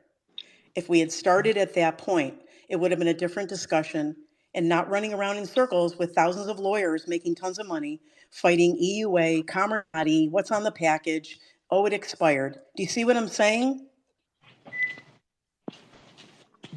You don't have agencies anymore. I know, I used to work with them. They don't exist. They've all been subsumed up into the DoD. Same with the pharma companies. So that's it for me, and I'll jump out. Thanks. Hey, Doc, I understand your passion completely. Like, I'm listening to you and I understand your passion. I'm a paramedic that did CPR on a Pfizer line. I've run strokes, young heart attacks, tried to speak about what I've seen since the rollout of these shots. Seen enough death. The problem we're going to run into is our side of this spectrum of what's occurring. We don't have a lot of backup. If we want to actually do something about it, we're just thrown in jail. When the J6ers tried to actually do something, they were predominantly just thrown in jail for walking through a building. The other side can burn buildings down, take the poison, push the poison, give misinformation all day long. We're the ones that are censored. We're the ones that are imprisoned. And until I don't hate on you at all, but until our Matt Gaetz, our Marjorie Taylors, everybody else that's actually in a position to back us up, truly backs us up, truly lets us know, hey, you patriotic Americans, we 100% have your back, and this person does, and this person does, and this person does, then we're screwed.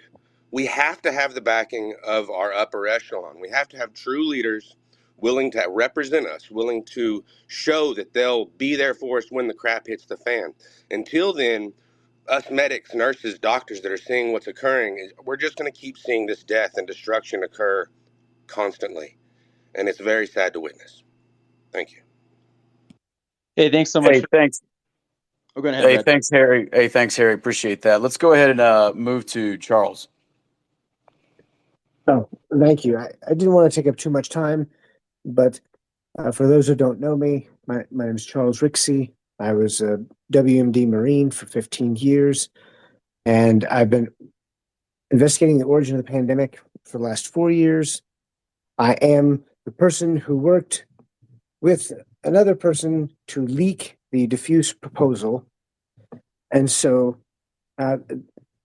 there's a lot of things that I could talk about offline with both Matt Gaetz or with General Flynn, and specifically with Cameron. I don't know if he's still here, but he's running for Congress in my district here in Northern Virginia. I would very much like to sit down with him. But the bottom line is that there's a massive amount of information that is missing related to what we know about the virus and what it has done to the people. And my friend Joe, who I was at a presidential fellowship at DARPA in 2020 and 2021, he was watching the adverse events come in because the Biological Technologies Office at DARPA was assigned to track adverse events for these new jabs. Why? Because they were the absolute global experts on the pros and cons of mRNA technology.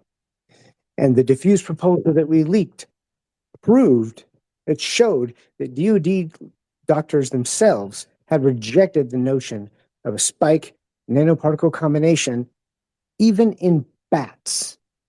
And so in 2020, Fauci took that and he decided to triple down on that, push everything else to the side, and go for it anyway.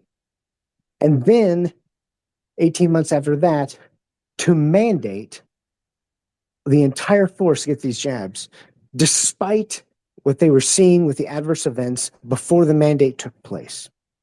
And so one thing that I want, General Flynn and Matt Gaetz, and because I've worked with several different committees related to the origin of the pandemic and stuff, but I want you guys to understand is that they knew all of these things about how bad these jabs were. We have the proof about it. We're putting together grand jury testimony in one of the states that should begin shortly, because we are going to go after these people. But we need to raise awareness because they knew that these jabs could not work. They knew they would drive evolution. They knew they would cause. They knew that this virus contained all these epitopes that would drive all these long COVID things we're seeing now, and or the sudden deaths that we've seen. They knew all of it. We have. When you say they, are you talking about DoD leadership or the private sector pharma leadership? In my case, I'm referring to DoD leadership. And there's more things that I've not said publicly, but it was myself working with Major Murphy to release the diffuse proposal. We've not really gone out of our way to make that public, but that's what it was. And our original goal was twofold: to expose the experiments that were taking place and to fight against the vaccine mandate. And our hearts have been broken for 2 years watching.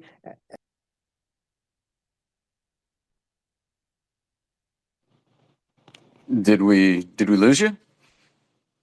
I know we've been having some problems tonight. I know people have been getting kicked out. People have lost audio. They've had to come back in.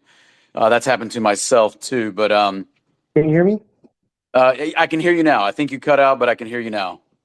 Okay. Well, I won't take too much longer. But what I do want is I want to connect with, General Flynn, especially you, Matt Gaetz. I love what you've been doing, because any of the members that I've talked to in Congress, outside of Senator Johnson and Rand Paul, have been almost worthless. So I'm grateful for your leadership in this.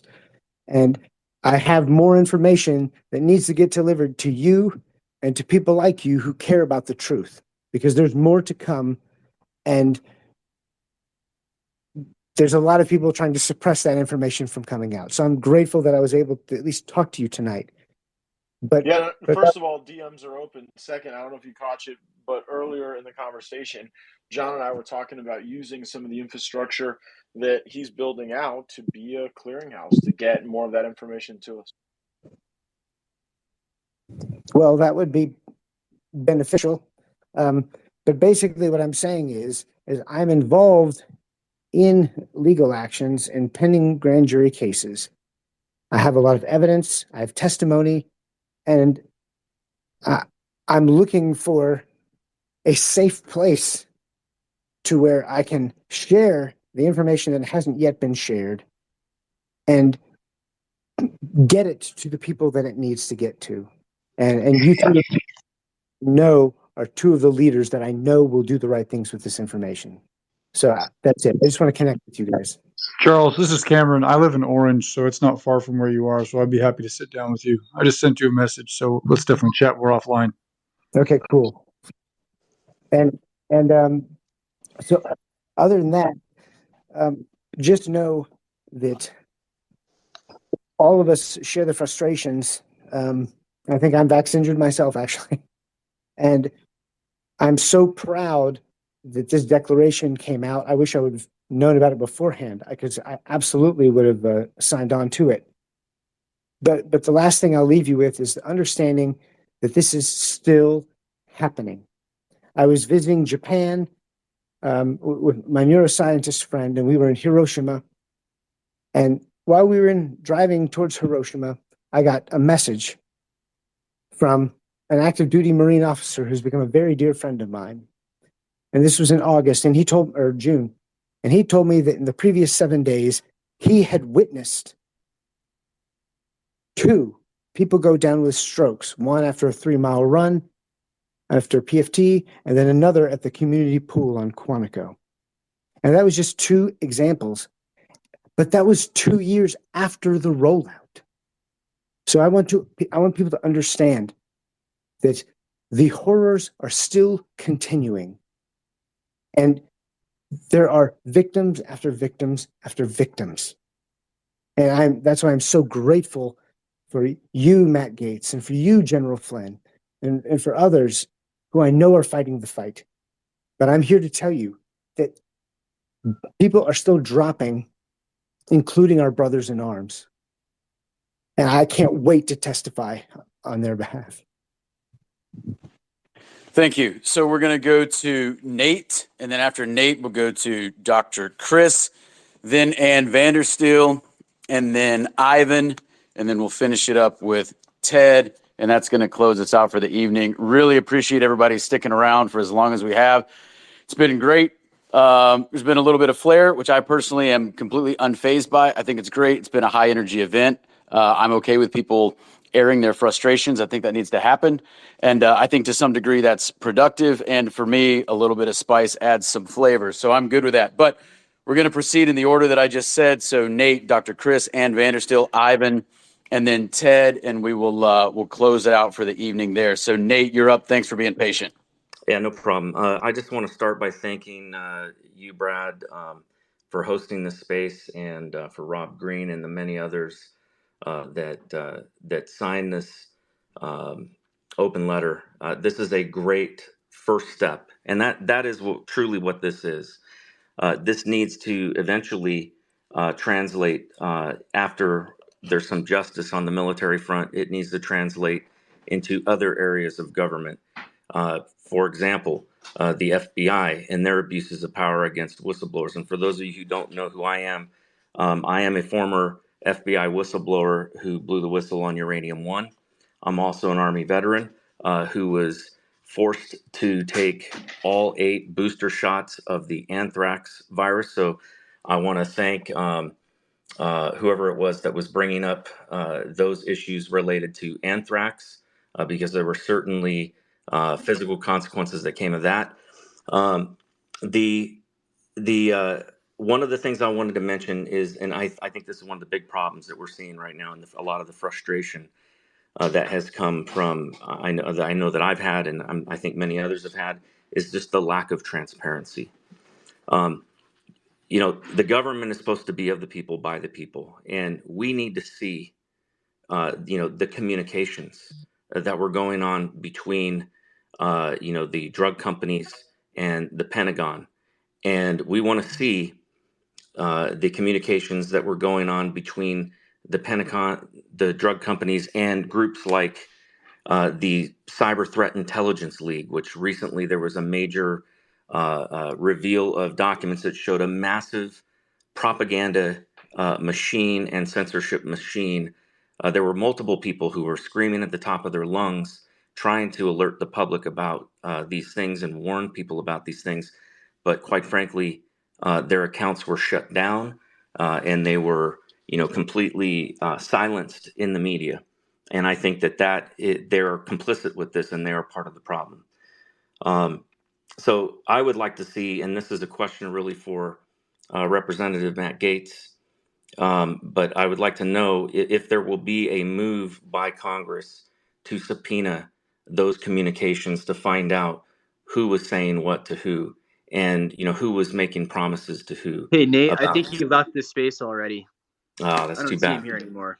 Yeah. Okay. Well, we'll follow up with that. But that is something I think that needs to happen. I think we need to look at the Smith-Mundt Modernization Act and how the government has been propagandizing the American people and how that has been allowed to happen.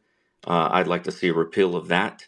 And, and I'm running for Congress. And, I've heard a lot of people talk about the need to support those grassroots candidates.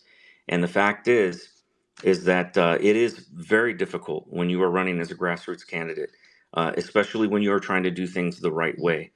There, without a doubt, is a uniparty. There is a selection that occurs of those chosen ones who get, a ton of money and a ton of support from the establishment. I am not one of those. In fact, as just a practical matter, and I would encourage everyone listening to make the suggestion to your member of Congress and see how they react. But why is it that Congress can have a meeting with a lobbyist in their office, and that meeting is completely off the books and completely, we know that they had a meeting, but we don't get to know what's said in there. It's interesting that Congress allowed for the Freedom of Information Act to apply to the executive and the judicial branches, but it does not apply to them. And so regardless of what Congress does, I've made a pledge that I will not have any secret meetings, that every meeting that I have with any lobbyist will be recorded and made public, or there will be no meeting. And I think that's a good start, and an example of where we can lead by example. The other thing that I think is absolutely a necessity, and I would like to see, this sort of thing happen, is, we need the support of people that have, that name recognition, the people that are the heroes, the people that are well known. General Flynn, I know, you and I have talked, and just as a suggestion, having the support of somebody like you behind these candidates that are running, having the support of Matt Gaetz and other members of Congress that are actually backing these things, that absolutely helps, because it does help us to break through, in the press where we get suppressed often. And those are the kinds of things that can be, very helpful. Just basic aid in helping those grassroots candidates that are not the establishment, break through the mold and get elected. Obviously, we have to do our part, and that means that I've got to work 10 times as hard as my opponent, because I've got to get out there and go and talk to the people and get in front of them, because there's not the $500,000 in my war chest, if you will. Those are the kinds of things that we can do as candidates. And I want to just end, and I'll shut up right after this, but I want to end with this one last thing, and that is that we absolutely cannot lose hope. This country, despite all of its ugliness, despite all of its works, is without a doubt the greatest nation on earth. It has a lot of problems right now, but we can overcome it. And this letter that was released, that I am a signer of, and that many others are a signer of, and that there will be, imagine, hundreds of thousands of people that will sign the petition. That right there is what gives me hope, because I know that people are not going to stay silent. And so it starts with us learning to not censor ourselves, but learning to speak out and be bold and say what needs to be said. So thank you with that, and I'll turn it over. Okay, Dr. Chris, glad we were able to get you up. So you're on. Brad, Jordan, and John, thanks for being patient with me. I think it's all technical issues on my end. Before I dive into the gene agents, I don't call them vaccines, and I'll get into that when I get there. I just need to revisit the anthrax vaccine program. So me, 34-year Navy medical officer, board certified preventive medicine, spent a double tour as director of preventive medicine at the Navy and Marine Corps Public Health Center, since renamed Navy and Marine Corps Force Health Protection Command. What a mouthful. 6 more years divided between 2 of the Navy's regional preventive medicine units. And so in 2003, I was at one of those regional preventive medicine units when we stood up the anthrax and smallpox vaccination programs. So the anthrax vaccine was a 40-year-old vaccine in 2003. The FDA had previously approved it for use in slaughterhouse workers and in wool industry workers. It was only approved for cutaneous anthrax, and that was because the slaughterhouse and wool industry workers did not have enough cases of pulmonary anthrax to prove efficacy of the vaccine against those conditions. So we can get the anthrax by 3 routes. Through the skin, we can swallow it, and it comes in through the gut, or we can inhale it, and with increasing mortality. Cutaneous anthrax, the least mortal. Pulmonary is the worst, and gastrointestinal is in the middle. So, as I said, not enough cases to prove vaccine efficacy. So DOD wanted to use the vaccine off-label in 2003. It was not approved for pulmonary anthrax. Same dose. We used the same dosing schedule used in those 2 industries to protect military members. We were just using it off-label. And I do think that military members who experienced symptoms that were contemporaneous with getting the anthrax vaccine, they may be misattributing the cause of their symptoms. I'm not saying their symptoms were not real, but these symptoms, as far as I've ever read, were not complained about by wool and slaughterhouse industry workers. So it's an, and people might want to be interested in knowing that 20% of all prescriptions in America today are given off-label, meaning that they're prescribed for the patient for a condition for which the manufacturer does not have an FDA-approved indication. It happens all the time, every day. All right, let's jump into these gene agents. I call them gene agents instead of vaccines because they're genes. Many viruses have their genomes in RNA. Their genes, their genetic code is in RNA, not DNA like we use in all mammals and many other things, most of the things. The RNA is real common in all the respiratory viruses, and they including HIV is an RNA virus.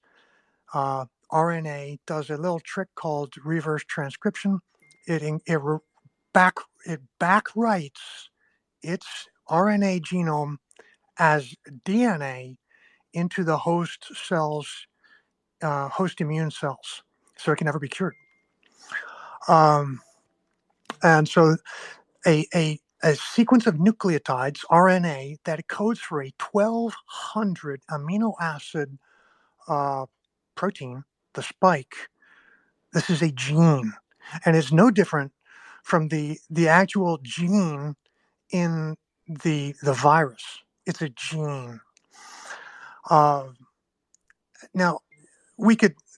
people Hey, understand. sorry to interrupt. I just Yeah. know that it's really late on the East Coast, and we're trying to wind up and get some last minute speakers in. Would you be able to kind of make a point in the next couple minutes?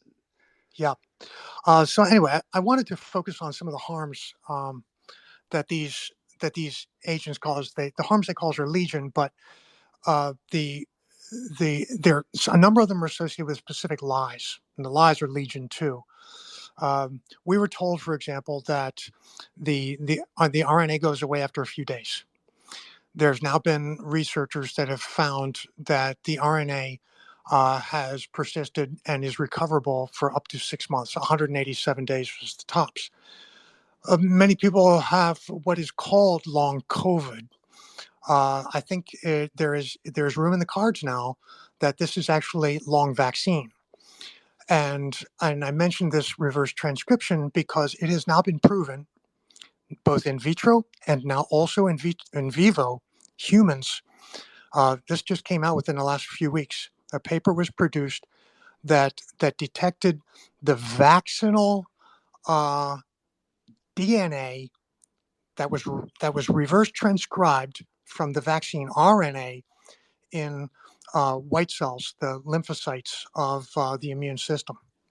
Okay, so what may be happening to people who think they've got long COVID and really they have long vaccine is that having been written backward into their DNA, the genome, the gene for the spike protein now is transcribed forward in the normal fashion, and the so-called vaccinees' own cells become potentially very long-term factories for the spike, which has numerous pathologies. So people know about strokes and myocarditis, but I think that you ought to know about cancer. I've compiled a list of probably about 6 or 7 mechanisms by which these genes cause cancer. They integrate this. First, it was a rumor, but it has now been proven. The genes integrate into the cells, the host cells' chromosomes. And the problem is that it can't be controlled where the gene integrates. And if it integrates into the wrong location, this is called insertional mutagenesis. It will alter the expression or the regulation of genes nearby. That's a problem. A gene that is overexpressed or underexpressed causes cancer. So by improper location of chromosomal integration, the gene agents cause cancer. And I'll ask you with one last thing.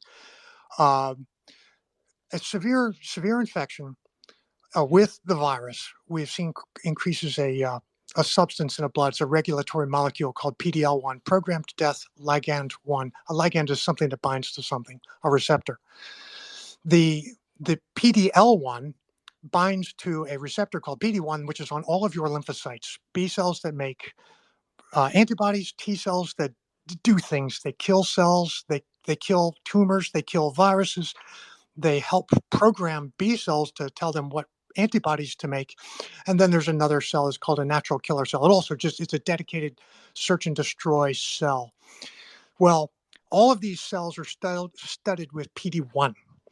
And the vaccines, just like severe infection with the virus, the vaccines increase PD-L1.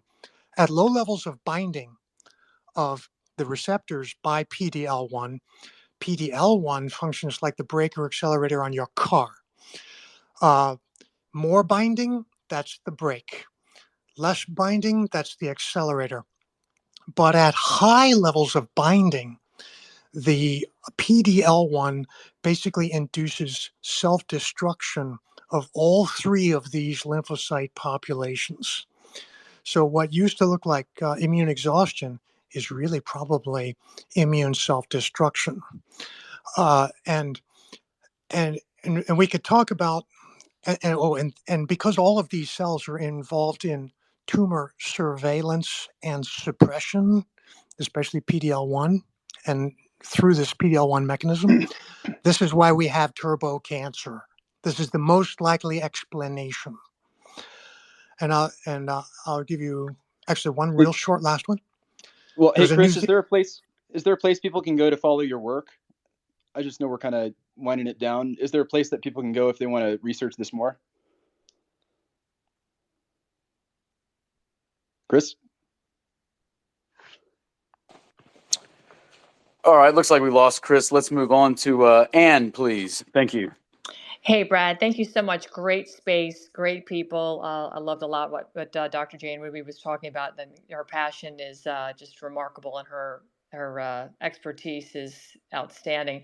But I'm going to come at this from a little bit different angle on the Constitution. I mean, frankly, we have to look at this from the suspension aspect of what our Constitution is. As Jane said, this is all rolled up under the DoD. It really is truly a military operation, and the DHS has been relying on Title 42 as their authority to keep keep the gates welded open down on the border. I've seen it firsthand myself doing Operation Burning Edge with Michael Ayan.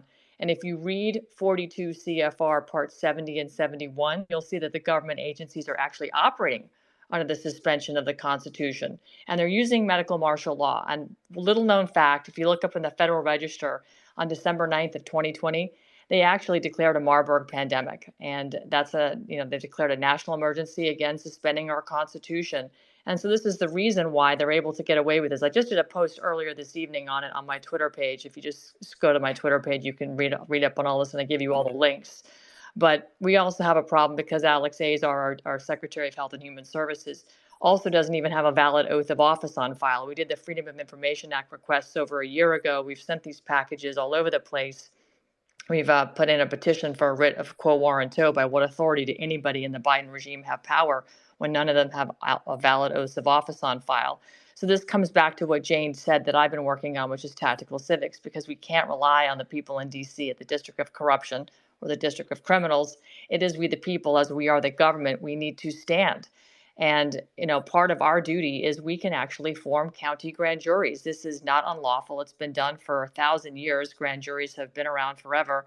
And our Constitution is founded on that. It's enumerated in our Constitution. And we need to start acting as such and mobilizing. And I would encourage anybody and everybody to look at how you can do this through a very simple fashion at tacticalcivics.com. I've been out evangelizing this all over the place, and it's starting to really take off. We have a big event on January 30th. Mike Lindell's jumped in. A lot of other big influencers are jumping in to push this because this is a we the people solution. And I also want to just give some shout outs to Carolyn Kane running for Congress down in Texas, and Jeff Zink in Arizona. Jeff Zink, who's a doctor, has written thousands of medical exemptions. And Carolyn actually has on her Twitter page, her press release, which talks about what she would do in terms of holding these people accountable and making it impossible for any sort of waivers or immunities to ever be given to, medical or pharmaceutical companies again, which is really what needs to happen. We have to become truly a government of, by, and for the people. And lastly, Michael Corey has got a lot going on with the Erickson report that also holds these pharmaceutical companies accountable. So that's my piece. I know everybody wants to wind it up. I appreciate the opportunity. Thank you so much. And thanks so much for coming on, and thanks for also being a voice for us. I know you've had some of us on your program, so appreciate you helping us share our stories as well of the problems that we've experienced. And about to bring Ivan up. Before I bring Ivan Raiklin up, Brother Green Beret, I want to just kind of let everybody know again what actions you can take right now. You can help us to spread this so that we can get awareness. You can help us to do that by sharing this Twitter space when it's done so people can listen to it later on, the conversations that we've had. You can follow the speakers. You can follow the people who've signed this letter. You can support the candidates who have signed the letter as well. And we're going to have militaryaccountability.com up within the week. So once that comes up, we'll get the petition out. But if you're following us on Twitter, then we're going to be able to share that with you when you're able to sign it. So with that, I'll hand it over to Ivan Raiklin. Yeah, appreciate it. Thanks, guys. Brad, John, Jordan for co-hosting, and then all the folks coming in here. I was hoping that Congressman Gates would still be sticking around, but that's all right. And then General Flynn and all you guys, Nate, and then the rest of the 231 of the folks that signed it. For those that are active duty, remember, I'm reserved, so at the end of the day, it didn't really impact me because I was already past retirement. Folks like Brad, folks like John, Jordan, they didn't hit retirement, so they lost a lot more. And there are others that were injured. I want to make sure that people understand as they're listening in, that needs to be stressed first and foremost, is that not only was there a moral injury, as Brad lays out in his Substack, not only was there a physical injury in some instances, but there was also a massive financial impact that was had on pretty much everybody that was rooted out of the military for being early critical thinkers. 8,500 that were literally thrown out on the street because they would not comply with an illegal order, okay? And then up to 80,000 that left early because they didn't want to participate in the absolute abject, illegal, and lawless activity of an institution that they dedicated their entire livelihood to. In some instances, some of us were spending 18 hours a day for 7 days a week, months at a time, if not years, constantly deployed, right? Now, having said that, here's the 4 points I want to make. For people that are asking, what's the plan moving forward? What can I do? Well, one person has a lot of influence, okay? Because think of it this way. If you have a lot of people applying a little bit of pressure, it's not as effective as one person applying maximum pressure within his own sphere of influence. And I use the analogy of an ice pick. So if you apply pressure to the sharpest ice pick possible, it's going to penetrate absolutely anything probably.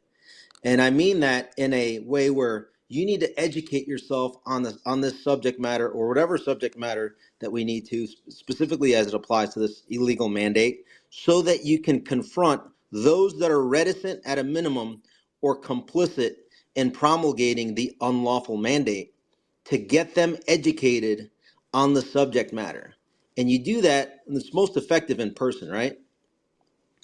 So think of that ice pick analogy and apply it to this particular problem set. Number two, if Congressman Gates was here, we've been trying to get this in front of him and other members, but at the end of the day, this is not I don't think we win this in the courts, as we've seen. We don't win this in the executive branch unless we can get more whistleblowers to come out. So hopefully this will be a motivating force for more second-tier whistleblowers to be inspired and motivated to come out and expose everything that they've seen over the last 3 years of what they experienced and have access to in terms of data. I'm not here to advocate any lawless or unlawful activity, but they are sitting on information, and maybe somebody like a Matt Gaetz, who serves on the Weaponization Committee and Armed Services, is the vector to be able to provide that information. And as Congressman Gaetz said, John Franks has volunteered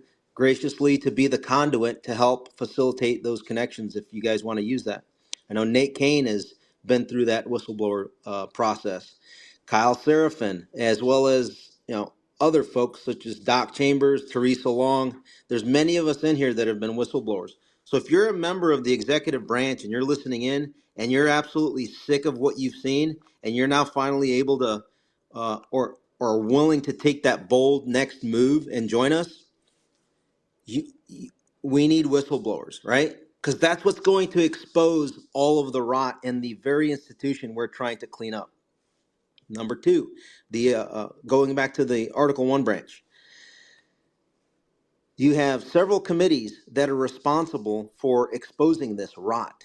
Number one is the COVID Select Committee chaired by Brad Wenstrup, who is the subcommittee under Oversight Committee. Now, Oversight's busy with other things, but Congressman Brad Wenstrup needs to focus his efforts at this point, now that we've had this massive space and a lot of support for this particular letter, to go ahead and schedule maybe as early as the end of this month to bring in many of the people that you heard tonight, to go ahead and lay out the case to the American public, again, uncensored in a broader way on C-SPAN.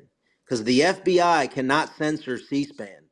They can still censor Fakebook, CommieTube, YouTube, CommieBook, all of those, right? Fakebook, CommieTube, and Google, etc.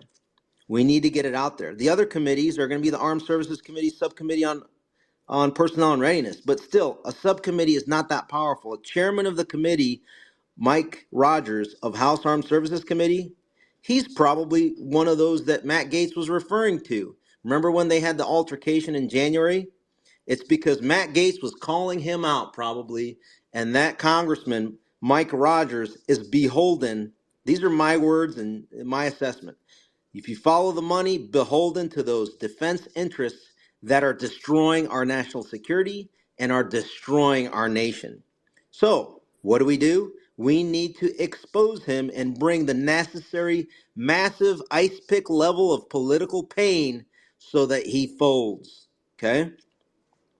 So those would be, and then weaponization obviously could potentially maybe hold a joint hearing amongst those three. And then lastly, I'll say the judges, while haven't been doing anything, because let's face it, when was the last time we've seen any sort of massive courage on the court in its history? Not much. It only comes when there's public pressure campaign.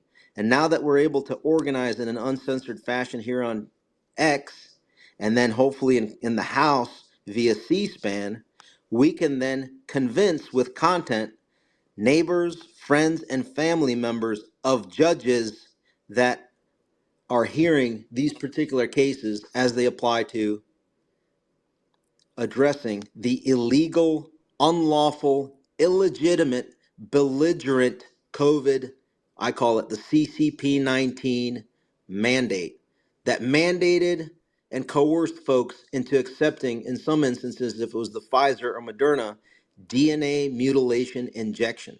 It is unacceptable, and I'm absolutely honored to be one of the 231. Thanks, Ivan. Let's move to Mara, and then we'll start wrapping it up. Hey, sorry, Mike wasn't very close to me. I have my headset in, so I had to go get my phone. I just want to reiterate what Matt Gaetz said when he said he needs help in Congress. Well, everybody here heard that, so I'd like to call on all of you to call on him to start supporting those congressional candidates like myself, like Cameron, like Nate, because if he really means it, and he's not just grandstanding this time, then he'll do it. Then he'll, especially in my instance, I'm running against a guy who called out Matt Gaetz, and he said he wanted to punish Matt Gaetz for the speakership vote, or for the motion to vacate. If Matt means it, if Congressman Gaetz means it, he'll take action. This isn't a matter of just saying something so that we'll all be happy. He just said it to thousands of people. He said he needs help. Let's call on him to get that help, because we're not going to make a change if we don't have people in there that are willing to represent you. So at that, I'm finished for the night. Thank y'all for your time and hopefully for your support, because we need it. We need to change this country, and we are running out of time. So everybody have a good night. Thank you. Thanks, Mara. And then as we start wrapping up, we'll give some of the last words to Rob. Rob, you out there? Yeah, Brad, I'm right here. I just want to thank everybody. A quick message of gratitude. As we've been fighting this thing for several years now, I knew we needed to go on the offensive. And so since early November, I've been trying to come up with the ways that we do this. how we can do it lawfully. And frankly, this is what it ended up being. When I first drafted this Declaration of Military Accountability, it was 2 pages, and I'm so grateful for some of those strategic ideas that in our small group that you kicked this back to me, Grant Smith, Brad, Ivan Reiklin. You guys gave me fantastic feedback. Ivan, especially you said 1 page. It's got to be 1 page. Make it 1 page now. And so I'm so grateful for your help, and especially for all the 231 over the last month who have been sending signatures in to me so we can get it on this document. I'm so grateful to all of you. And then what has happened today has been explosive. I wanted to do this early morning. It's a military operation. It's a 5th generation warfare operation for hearts and minds. And that has been my approach. So we wanted to do this at 4 a.m. this morning. That's the maximum, RIM cycle time. That's when you initiate an attack, an offensive. So that's what we did.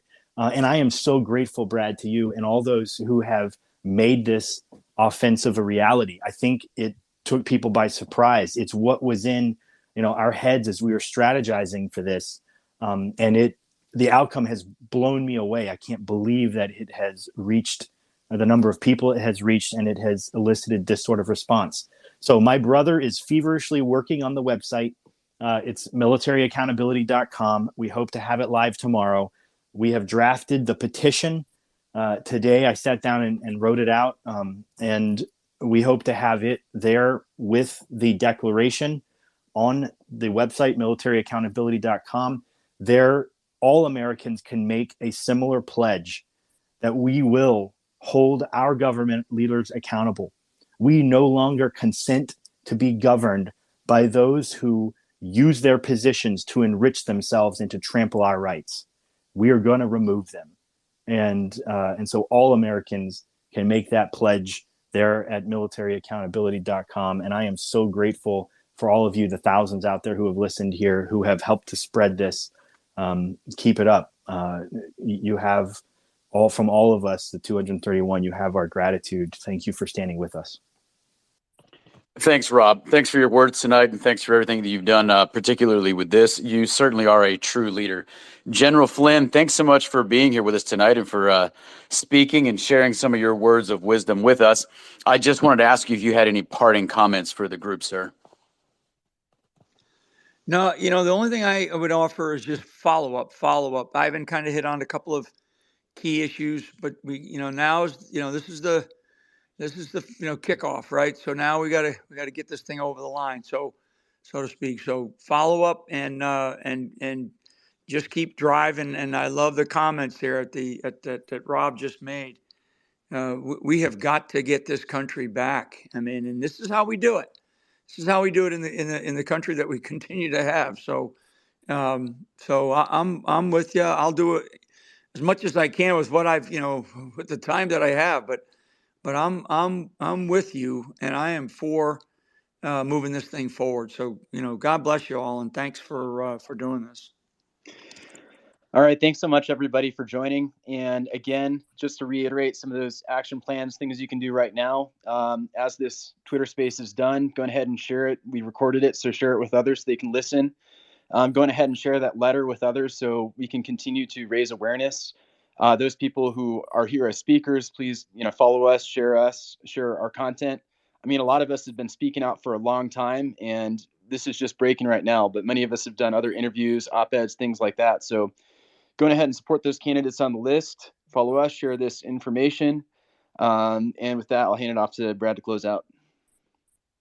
Hey, thanks so much, everyone. Really appreciate you being here. And for those of you who spoke and shared your stories or shared information, thanks so much for doing that. This was actually a jam-packed event. I know we said in the beginning that we'd aim for about 90 minutes. We did more than twice that, but we got a lot done. We had a huge turnout, and so I would just encourage people, just kind of as a parting thought. Of course, we did end up recording it, so people can go back and listen to it. So those who might not have been present can still take advantage of what was said or what was shared tonight. So please go ahead and link the event so other people can go ahead and listen tomorrow or whenever they get a chance. And with that, again, I would just say, everyone, thanks so much, and have a great night.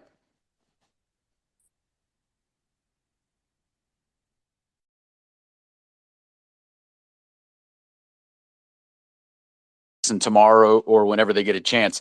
And with that, again, I would just say, everyone, thanks so much and have a great night.